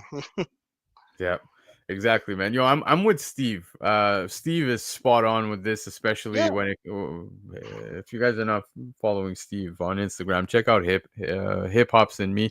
Um, yes, there's always going to be gripes. Just enjoy the movie and have an opinion then. Hmm. And then he says there's tons of Siskel and Eberts out there. And I've said this many times. Everybody's become a fucking Siskel and Ebert. I don't know what's going on. But yeah, just chill out. Oh, Chill out. I think it'll look great. I think I'm an idiot. I'm an idiot. Lily Hollister. Lily freaking Hollister. It came to me. Sorry, Chia Pet. That was bad. I missed That it. was too. That's Menace. Lily Hollister is Menace, not Holly Hollister. There you go. Okay, Dumb. that's what you were referring to. I was like, whoa, I totally missed Yeah. what's going on. But yeah, anyways, I'm excited, man. Yeah, there you go. You got David Lepage saying he's working on his own bowl cut. That's right. Show up to the theater doing exactly that, man. Um, and that would be hilarious. You got JD saying my father always said everyone has an opinion and yours sucks. That's pretty much how everything works, right? Especially in 2025. Ozzy's going in with low expectations, so you can't be disappointed. And yeah, I think that's a good way to go about things. Just go in not expecting anything, just have fun. Just have fun. There you go. Hal Jordan's gonna bring back the bowl cuts this year. That's exactly what's gonna happen. David, you're not wrong. You are not wrong. But anyways, moving on from Superman, guys. We need to talk about this because this is reality. It's the real world, and it actually is what caused the Todd father to break the streak of never increasing the prices, not even through COVID, of the Spawn books. Well, it's happening, guys. Image Yeah. Comics raises prices 33% on flagship Spawn titles as Trump tariffs increase comic publishing costs. So, July 2025's increase to $3.99 is the first price increase for Spawn since May of 2010. Now, no, you're not imagining it. Everything is getting more expensive these days, guys. Yeah. Rat City, Spawn King, Gunslinger Spawn, King Spawn, all of it, it's all going up. So it's raising its prices from $2.99 an issue to now $3.99. It's just $1, guys. You know, I know it sounds bad when you hear 33% and oh, we're getting a raise. But man, I think Todd's done his fair share of helping us out. He's done his best, man. Todd does what he can. That's the way I see it. That's the He's way I see always it. pushed, he's always pushed to make it easier for the younger readers and everything. And this is life, guys. This is everything goes up. But hopefully, maybe one day, what goes up maybe come down a little bit. You never know. Yeah, exactly. Now, I by no means do I want to have this conversation go in a political direction. I don't care for that. Yeah, But what I want to do say is, Todd's done his fair share, in my opinion. Like I said, 2010 was the last time we saw any type of increase, and he's held it at 2.99, even in the pandemic, dude. Like so much shit has happened. I'm We're like, looking, we're looking at Marvel, we're looking at DC, yeah, where we get books at like 4.99, 5.99, 8.99, 9.99, and we're still buying that shit. Todd that's has right, man. never done that. Has never done that. No, McFarlane has been a vocal advocate for holding the 2.99 price point, boasting at San Diego Comic-Con 2024 that he had the cheapest book in the marketplace, adding, "You guys have literally been loyal to me for decades now. I think that loyalty goes both ways. It should be a two-way street. You guys support me, I got to support you." And yeah, he's done exactly that. and he posted this, right? He could have just upped the price and not said anything about it.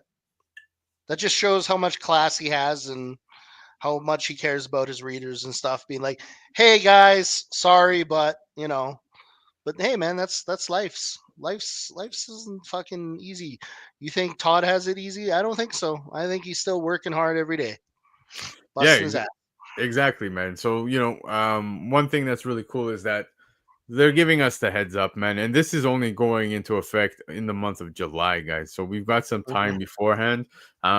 So it's taking place as of issue 366 for Spawn.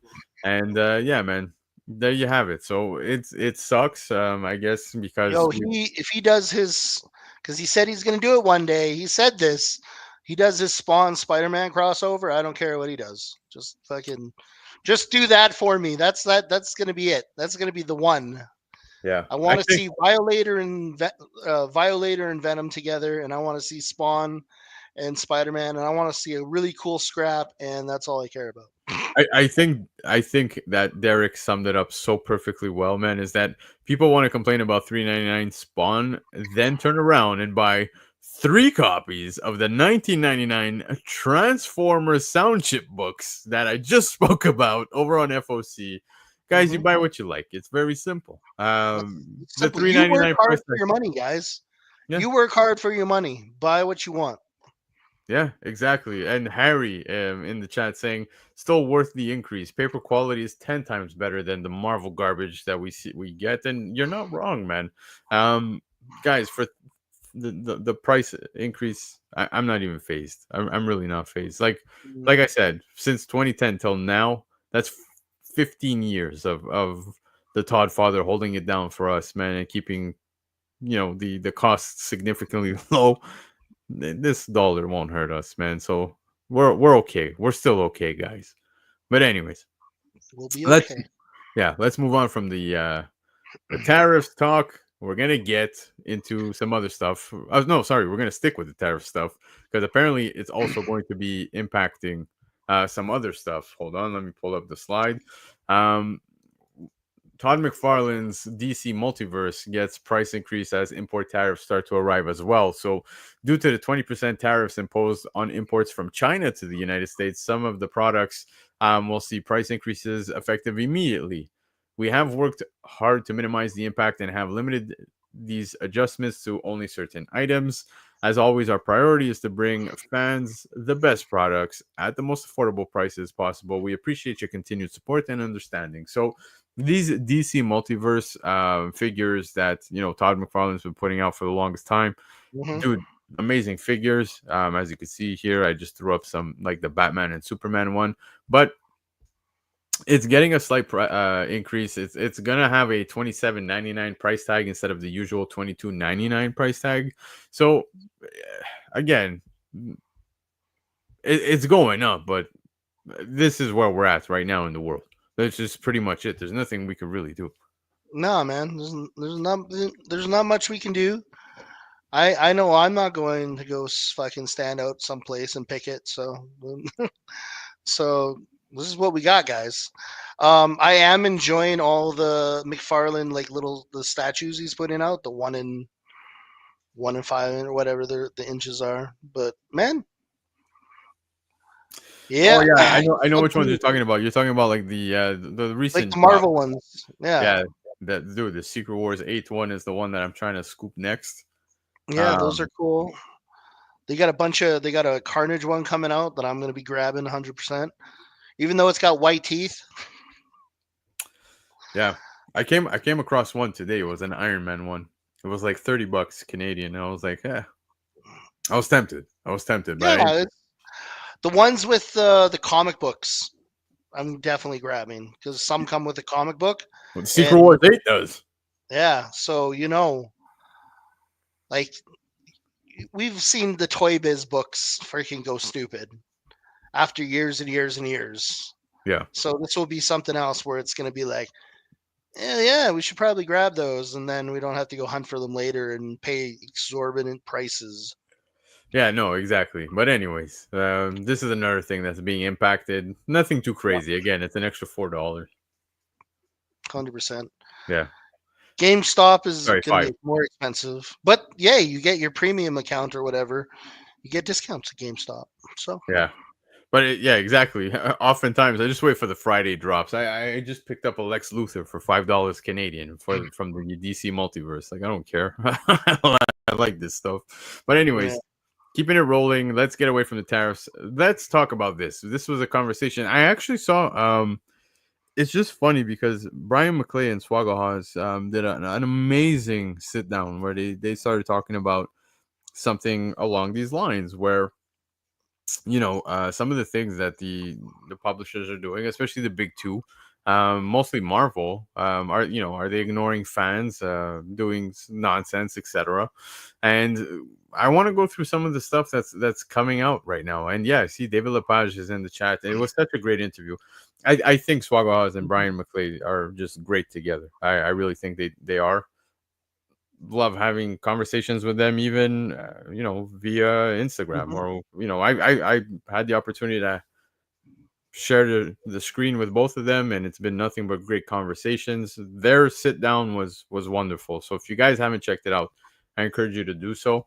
But is Marvel ignoring fans is the question. And now we have Amazing Spider-Man 1 that's being redone. Joe Kelly is going to be behind this one, and it seems like they're continuing to double down on the publisher's at this stage unhealthy obsession with the idea that the wall crawler must never ever be allowed to grow up. Now, Marvel Comics writer Joe Kelly has confirmed that rather than looking to the future and allowing the hero to undergo any significant character development, his upcoming Amazing Spider-Man run will instead focus on exploring Peter Parker's early teenage years, which I find pretty interesting. Now, Joe Kelly said that he's sort of fascinated with Peter Parker as a young person, like pre high school, um, because we haven't really spent any time with him at that time period. And Mhm. I feel like we get a lot of our hard wiring at that age.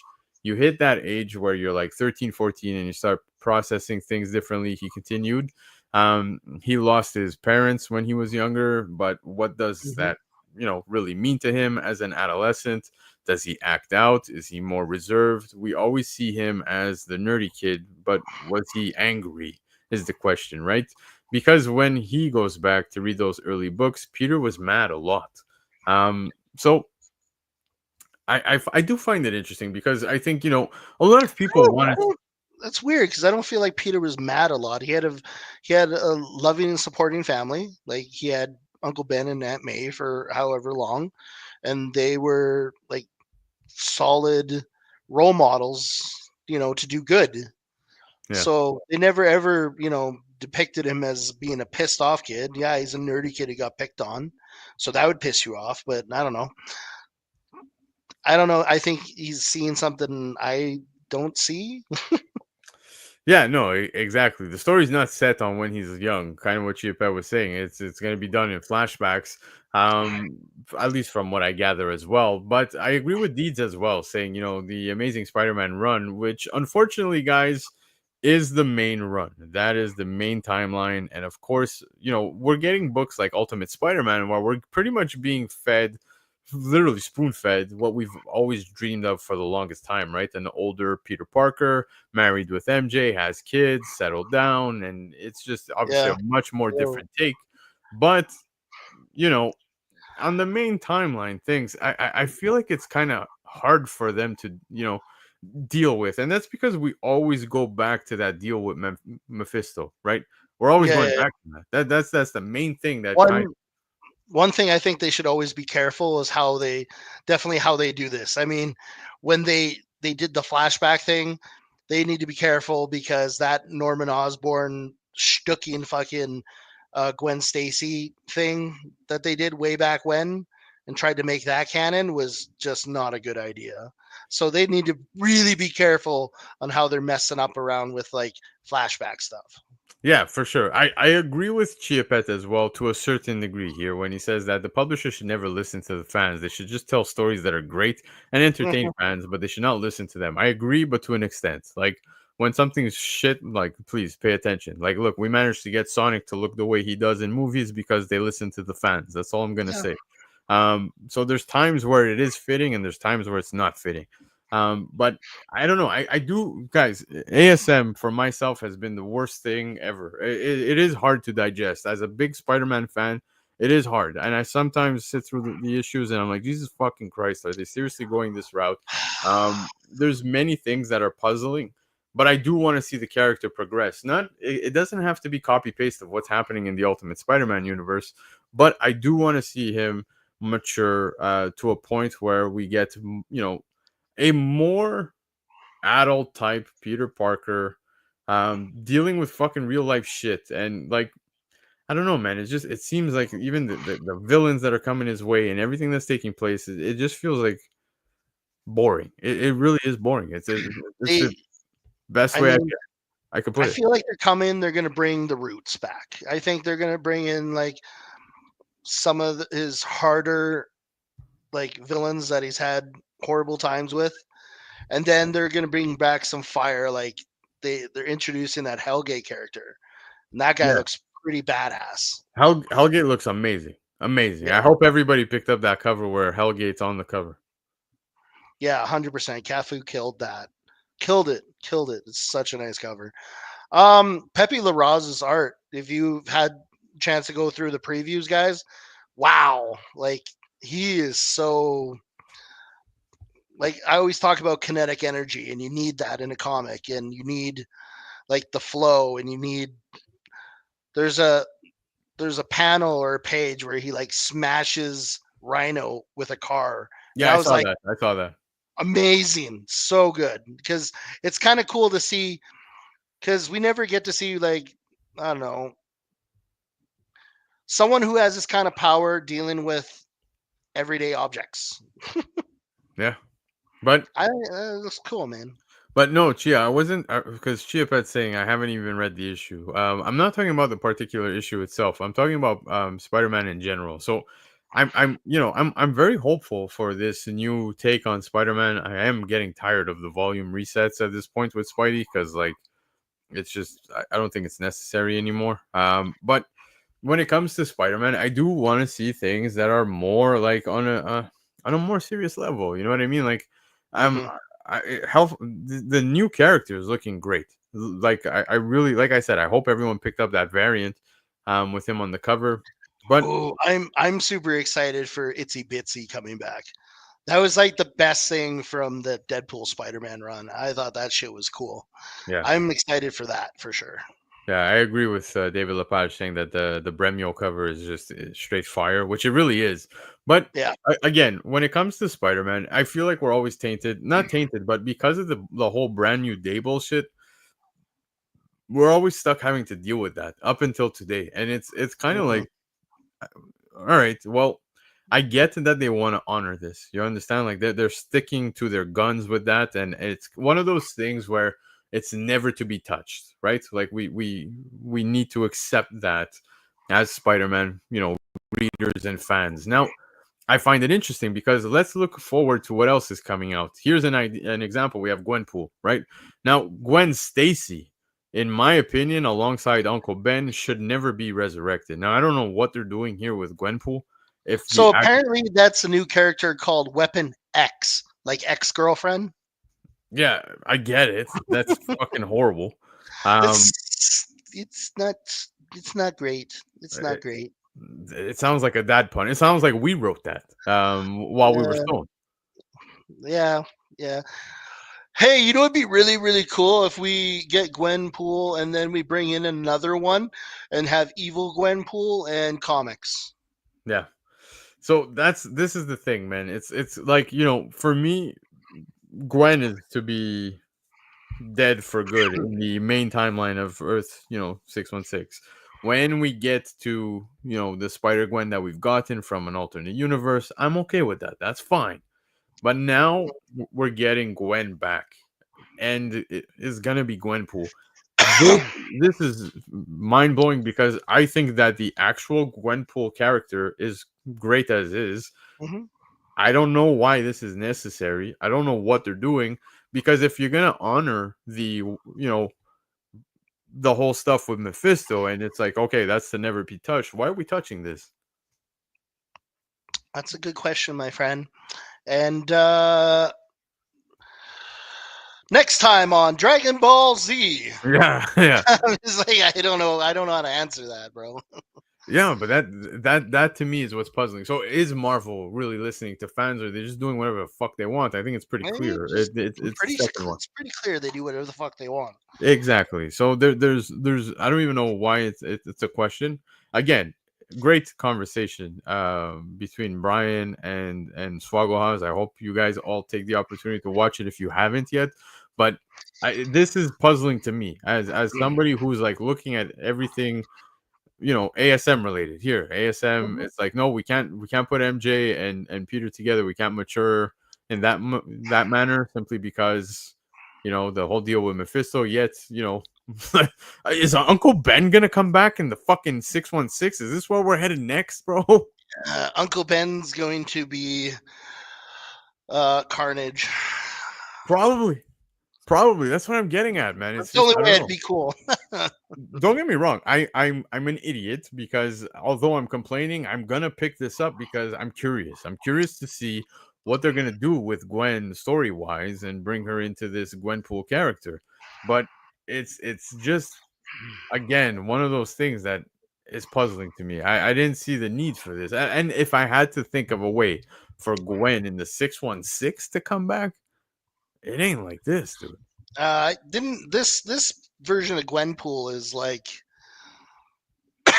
other than the one that's on the cover, but this is about the one from the other universe, right? So Yeah. she's Uh, like from yeah, I think 6160 Gwen.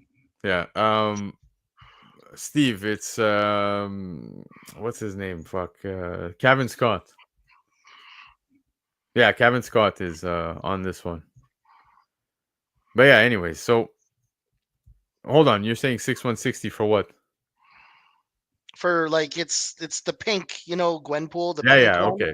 Yeah, yeah. Yeah, yeah. And then this is her series, and then she's gonna be fighting her clone, essentially. Sure. I don't know, man. Comics. Yeah. Yeah, But buddy. anyway, so to keep conversation going, now I want to talk about this because, again, Marvel's doing some strange things. I'm not knocking Marvel, guys, because Marvel has a lot of great content coming out. I Mhm. don't care what anybody says. You can knock it as much as you want.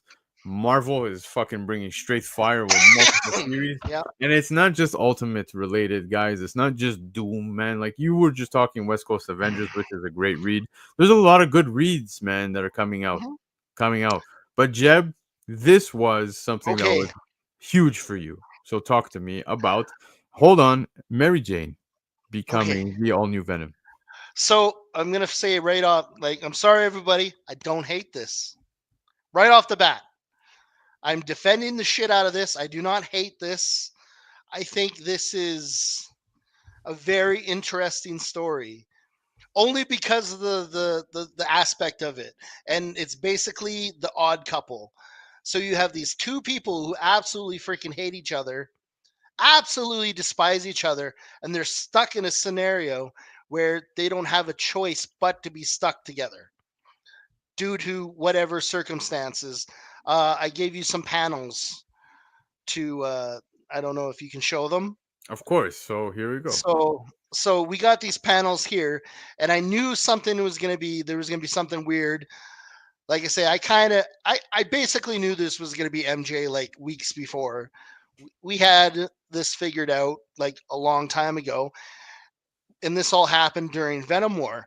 So, and if you look at the bottom corner on the right panel, you see these. So this is a preview from issue 6. Is it 6? Yeah.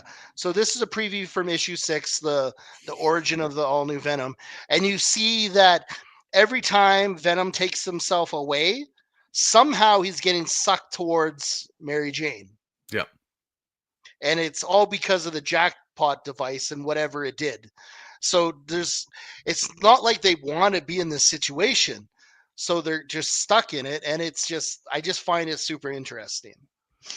Yeah, for myself, it's kind of this, the therapy room, right? Like, where Yeah.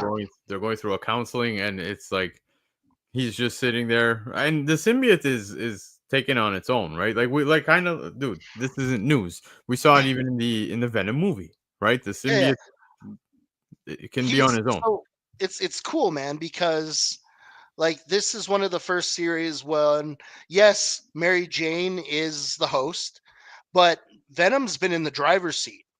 Mary Jane's like Jiminy Cricket telling him to do all these things will you good, but Venom's the one pushing like the drive. He's driving himself, which we've never had really a book that's ever done that, where Venom is like, okay, I'm my own character, I'm my own self. and I just have a host that I'm stuck with because of A and B circumstance. And like I say, you see here, every time he takes his hand away or whatever, he's like right there, and all of a sudden he takes his hand away because he's like, basically cucking. He's Yeah. basically cucking Paul. So yeah, it's like he's cucking freaking Peter and Paul at this point. And every time he pulls away, the freaking ooze starts like heading back towards him. Yeah. Sorry. So this isn't. It's not going to last forever, but it's interesting on how it came to be. And so I don't know. On that, I think it's really cool. Also, Carlos Gomez is killing it. He Dude, the is interiors are sick. Yeah. delivering amazing art. We haven't like we went for almost 4 years with Brian Hitch drawing Venom, and I was just like Yeah, it was terrible, dude. And fucking don't get painful. me wrong. Don't get me wrong. Like the Meridius stuff was pretty cool. Like Yeah, it did look okay. the Meridia stuff was cool. I got Bedlam. Bedlam was so awesome. It was like the last 4 years was basically Bedlam's story. Yep. That is totally what I feel like the last 4 years of Venom was Venom's or Bedlam's origin story. And then Venom was a supporting cast member.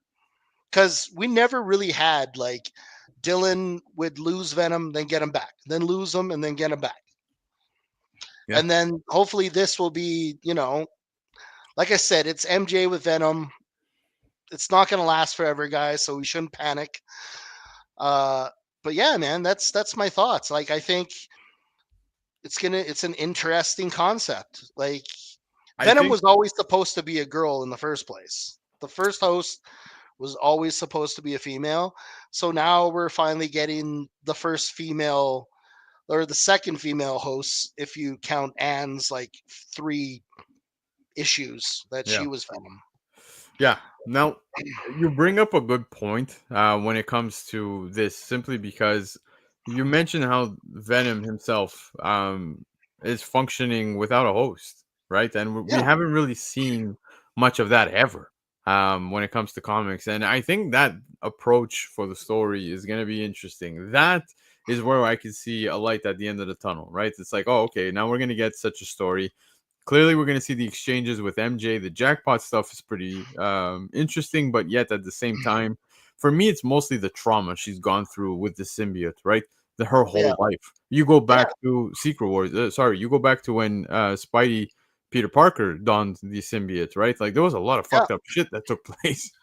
Hello, honey, I'm home. Yeah, Like Venom's first appearance, right? Um, dude, I think this is gonna be a intriguing story.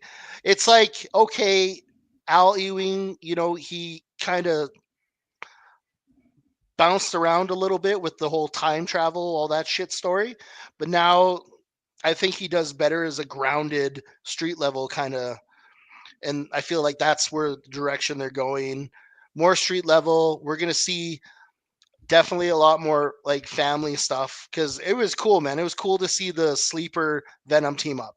Like I've been wanting that for a long time. We've never gotten that, and in so like one issue we got that.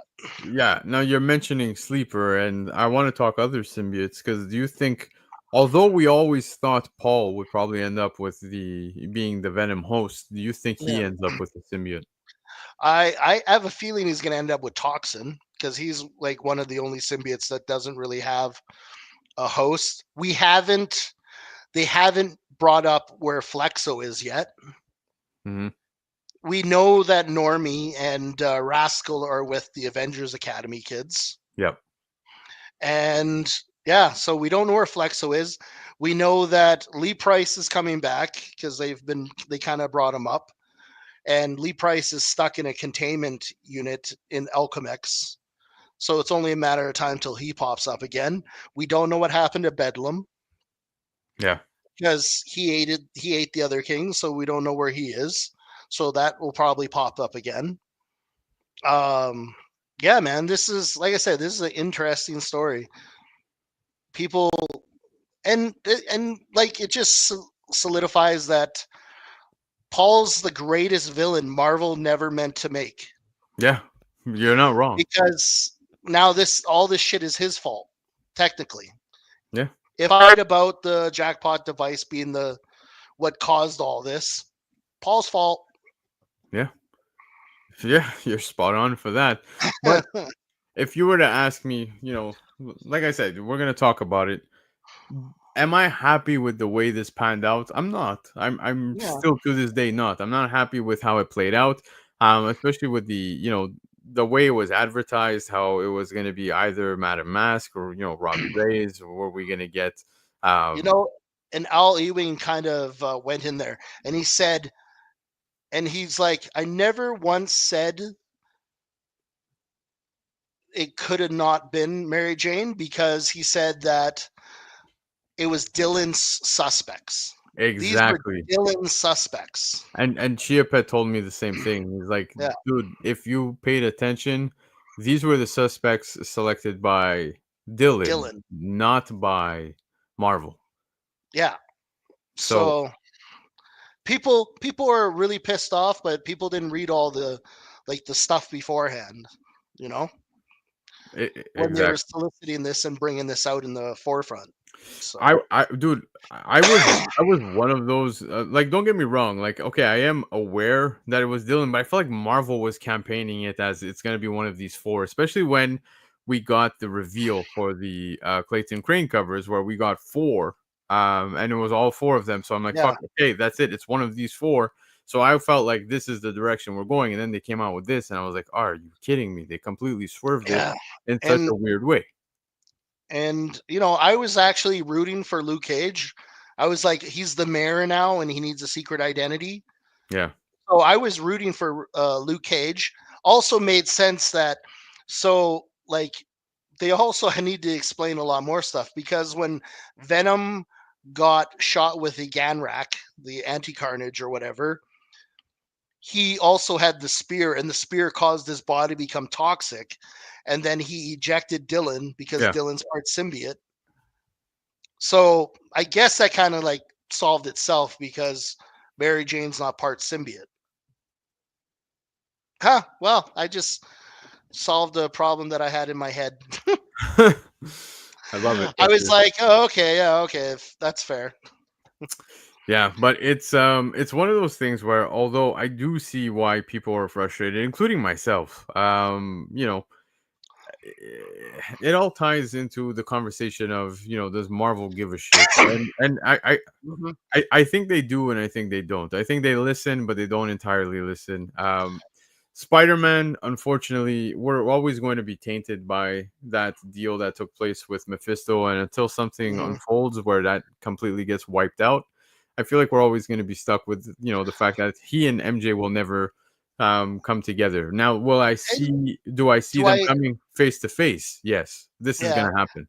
So yeah. So the new series, they've already put out that there's going to be a big symbiote thing in like issue 9 or 10 of the new Spider-Man series. They already solicited it and showed Spider-Man in like this yellow symbiote techno whatever the hell that is. So that's kind of cool. Um, it would be really cool to be able to go to like one of their Marvel retreats and sit and like hear these guys because like it would just be such a cool thing to just listen in like a fly on the wall and hear their like why they're doing things and how they're doing things and why they're this is a cool idea but that one's not a good idea. It would be cool to sit in on one of those just one day, right? Yeah, no, for sure. But like I was saying, I do think Peter Parker and MJ are gonna come head to head with her as Venom and obviously Peter Parker as Mhm. Spider Man. It's inevitable, and I wouldn't be surprised if that's gonna be a build up to a legacy issue. Yeah, I'm pretty sure it's going to be we're building up to Spider-Man 1000, right? We're not far. I think we're at what 975 or something. Yeah. So, man, we're building up to Spider-Man 1000 and yeah, man. Parker and MJ are no Eskimo brothers. Yes. Yes. Now, if they bring out Mary Jane's pregnant and has a symbiote baby, that's maybe going too far. Yes, and that unfortunately sounds like something Marvel would do. So that scares me. Yes. Yes. But it was my idea. Fuck them. Yeah. I just hope that's not gonna be Send the your hate towards me, damn it. I'm just joking. Uh, a lot of people don't like the Crane cover. Anyone see like Crane drawing it? So if you go on Crane's IG, he actually drew it with like the Venom face too, uh, oh, which really? which pisses me off because I would love that to complete this whole set. Except the the Venom 5 second print is the 1 in 25 of the same MJ cover. Yeah. So I'm that's right now from the series, that's the biggest thing I'm pissed off about. Yeah. A side question for ASM. I think it's John Romita Jr. on the interiors, eh? Him and Pepe Larraz, Okay. they're sharing duties. Yeah. Interesting. Yeah, because Uh, yeah, I don't know how I feel about that. John Romita, I don't know. His when he did the big scrap with him and Tombstone, that was a brutal fucking issue. Like I don't know anyone who could draw that brutal and then make it look that good. But him being him, you know what I mean? Yeah, for sure. Now, just back to the Spider-Man stuff very quickly, because I was talking about Hellgate, right? You heard Yeah. me say it earlier. I hope everybody, like I said, picked up that cover because it looks like Hellgate's going to be here for a little bit of time. Because when you go to the actual, solicits and everything that's coming out for the book, here I'll go to hold on. I think I could go to like issue 6. Um, over on League of Comic Geeks, and it says Hellgate's opening punch. So like Hellgate's going to be one of the big things for a little bit of time. At least for the He's first gonna six be like weeks. the next Morloon. Yeah, so I think that's a character who's going to be in play for at least the first 6 issues, as we can see here. So The only place I could think of him coming from, I feel like he's gonna be another bad guy from Limbo, because Limbo's like they have like their thing on in New York now, the yeah, embassy. yeah, So yeah, I feel like he's gonna be a Limbo demon dude. yeah. So all this to say, is Marvel listening? I want to say that they kind of pay attention to certain things. I do think that this right here, the Gwenpool stuff, Yeah, I feel is, like this is gonna be a miss. yeah, this is concerning to me. I kind of I really hate this idea. I like Gwenpool as a character to begin with. I don't know how this was necessary at all. But here we are. That's the case. I know that ASM 1 is dropping this week, so let's see how that reads. I see Chiapet in the chat saying that it was very good. So I'll take his opinion with a grain of salt. Of course, I'll read it for on my own and give it my own opinion. But all that to say, I do think Marvel. Nobody. I love Chiabet because he's so enthusiastic, and Yeah. that makes me enthusiastic, and that makes me excited, and I want to get more excited. And yeah, that sounds good to me. Yeah, but I will say that Marvel is putting out great content, guys. I can give you an entire list of good shit that's coming out. That I don't think that because we're seeing such things as like the all new Venom being MJ is worthy of bashing Marvel, or the Gwenpool. Maybe you don't like ASM. There's many other things coming out from Marvel that are very enjoyable, and I could talk all the other companies as well. Indie books are thriving. There's so much great content. DC is thriving. Great content. Again, the Absolute Universe is doing much better than the actual main timeline. So I feel like Marvel's kind of in the same boat right now. You take the Ultimate Universe. Everybody's loving the Ultimate Universe. The main stuff is kind of getting Yeah. snubbed, and It's I and getting I'm talking the flagship guys, right? yeah. I'm loving this whole Richard Parker with his Pico suit. Again, I think that's the Pico suit, and they're gonna find out that it was the original Ultimate Venom. That's what my thoughts on that, because the It is. maker had it last. Yeah. No, for sure, dude. His son Yeah, has the suit, dude. yeah, it's got to. Nothing in my mind will take that away until I see something else. But it's just got to be the original suit. Yeah. Derek's asking, what's their hit rate? 50%. Image has been like 80, 90%. You're not wrong, dude. I think myself right now, man, I find myself really enjoying a lot of the indie titles, man. Like I just read we're Oh, taking everyone down with us, and I really enjoyed the first issue. You know what I mean? Like we can get so many titles, dude. You want to get into the Energon universe, the Ghost Machine yeah. stuff? Like there's so Hyde many. Street. Yeah, Wow. Love fucking Hyde Street. yeah, man. Hyde Street, Radiant Black. We can go on forever, dude. Even Lucky Yeah. Devils is good, man. I'm enjoying Lucky Devils. I'm looking forward to the Lost Fantasy that we were just talking about that was on FOC. So on the indie side of things, yes, I agree, man. I feel like there's more to eat when it comes to Yeah. indie, right? There's good shit. I got to catch up on Department of Truth. Yeah. Eat I'm shit. I yeah, mean, man. Good yeah. shit. Good shit to eat, man. But Marvel, unfortunately, we've come to know such characters for the longest time. Where on the indie side, man, it's kind of hard because like a lot of the indie books are shorter stories, etc. Like there's not big Yeah. universes that are grown outside of like right now you have Something is Killing the Children. You'll have Energon universe. Like I can go on with certain Ghost Machine is gonna yeah be uh I monstrous. feel like everyone's gonna be like, kind of sleeping on Ghost Machine, and then it's gonna explode, and everyone's gonna go back and be like, I should have bought the books. Yes, but what I'm getting at is like I feel like on the indie side, like we don't really have characters like you got Spawn that's been around for the longest time, but how many characters do we really have? Where Amazing Spider-Man's been going on since the '60s, Hmm. right? Like we're going back. So I don't know if it's because like they're just maybe having a harder time telling the story simply because of the bullshit that deal with Mephisto or whatever. I still enjoy some of the ASM stuff on the main timeline. Don't get me wrong. There's some arcs that are great, and then there's Bro, a lot of duds. they gave us Wreck Rap last year. Yeah, Fucking Rec Wreck Rap was Rap. cool. Wreck Yeah, Rap's awesome. Rec Rap was badass, man. I love Rec Rap. But yeah, man.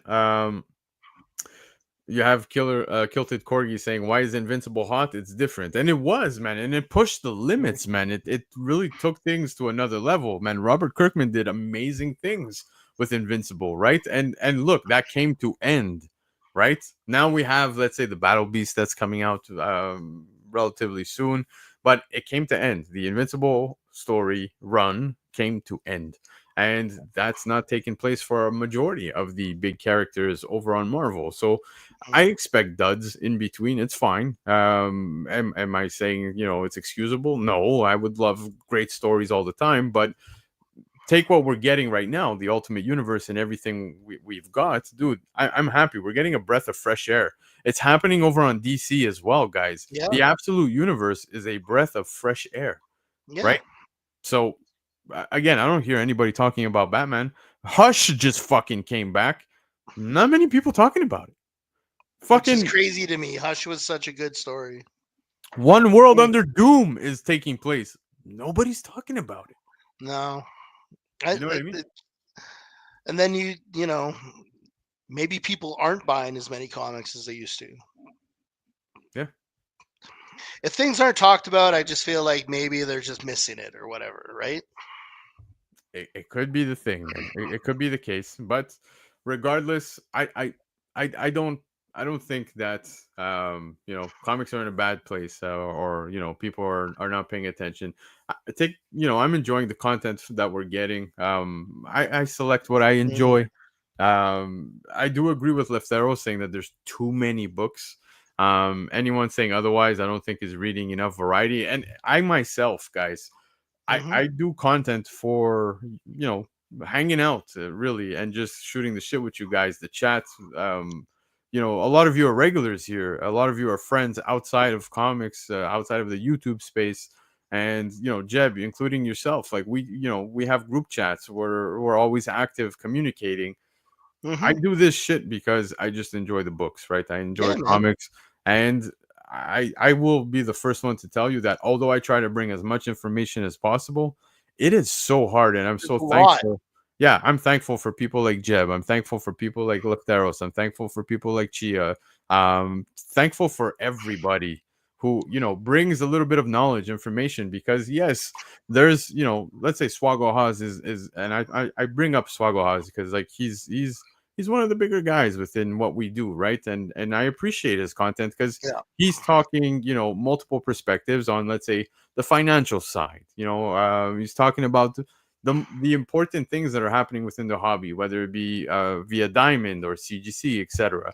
Then you got Brian McClay bringing his insights on different things, whether it be even comic drama, which I don't care much for, to be honest, but he does a great job at doing it the It way he does. exists. Right? It exists. That's right. It does Yeah. exist. Um, and then you've got other people doing content that are breaking down books, showing their collections or whatever it is. And it's great. But to be up to date with everything that's happening within comics, I've never struggled more now than I do from when I was, a kid, reading when I was younger. There's more titles now, especially on the big two, bro. There's so many fucking titles. Like, Yeah. everybody's got a fucking run going right now. Magic, and it's great, by the way. I don't know if anyone's reading Magic, but like, it's hard. It's hard to keep up.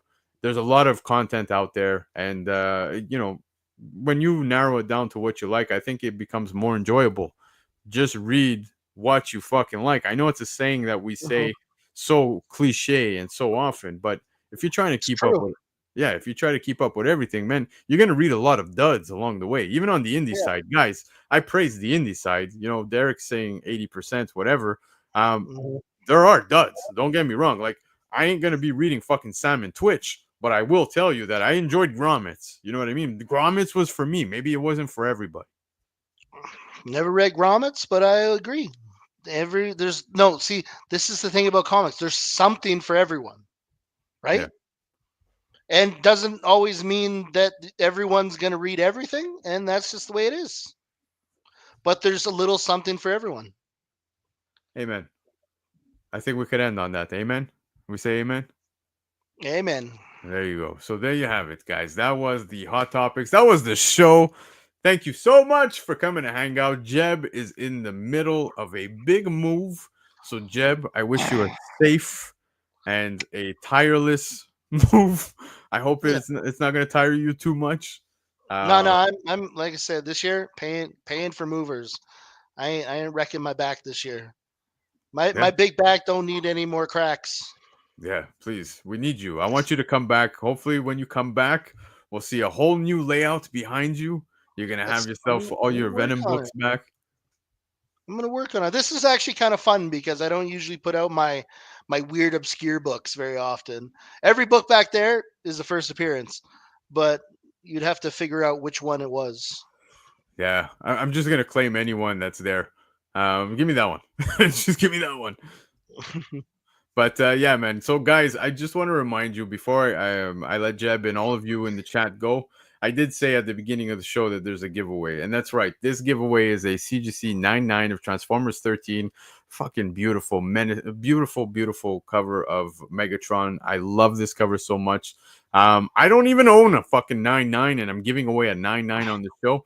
But I cannot. I've been told I am not allowed to say who is giving it away for the entire month of April. So it could take place at any point in April. Any guest, one of my guests within the month of April is going to be giving this away on a live show. So you can guess if you'd like who it might be. Feel free. But they're going to be hopping on in the month of April to come and give this away on a live show. And you might want to make sure to tune in. So hit the subscribe button. You do have to be subscribed if you want to win this. I want to make sure you're a regular. Megatron looks so happy in that too. Like he's got a big shit-eating smile. Like I'm killing Autobots. Yeah, dude. Like I've never seen Megatron look so happy, right? That's crazy. Yeah. But anyways, guys, so like I said, keep an eye out because that's going to be given away at any point on the live show. So you've got to be here live. Unfortunately, on the replay, I can't really make you guys win. But I don't know, man. Maybe I'm gonna think of something we can do for those of you who tune in on the rewind, man. So Michael Baker, you were just actually reading my mind. I was just gonna say that out loud, and you beat me to it. yeah, Such heroic nonsense. I love it. But Jeb, thank you again for hopping on, man. I missed you. It's been like 2 months since you've been on. So really nice Thanks to for see you. having me, man. I appreciate everyone. Thanks for come checking out my shit too. It's all good. There you go, I man. love you guys, man. Yeah, and we'll see you in your new home, bro. In your new Yeah, home. buddy. Make sure when you're set up, you're coming back. That's all I want to hear. Right? You're back. Yeah. Once I'm set up, it's gonna be big. There It's you gonna go. be big. It's gonna be huge. But all right, guys, have yourselves a great rest of the week. Tuesday, cover price top 10. Thursday, cover price shakers list. So I'll be with the entire crew. So make sure to subscribe to Cover Price, and I'll be back next Sunday with another guest. Jeb, chat, love you. Have a great weekend. Great week. Sorry, no, weekend's done. What am I doing? Fuck, I drank too Yeah. much. I drank too much. Adios. Bye, everybody. Love you. Peace.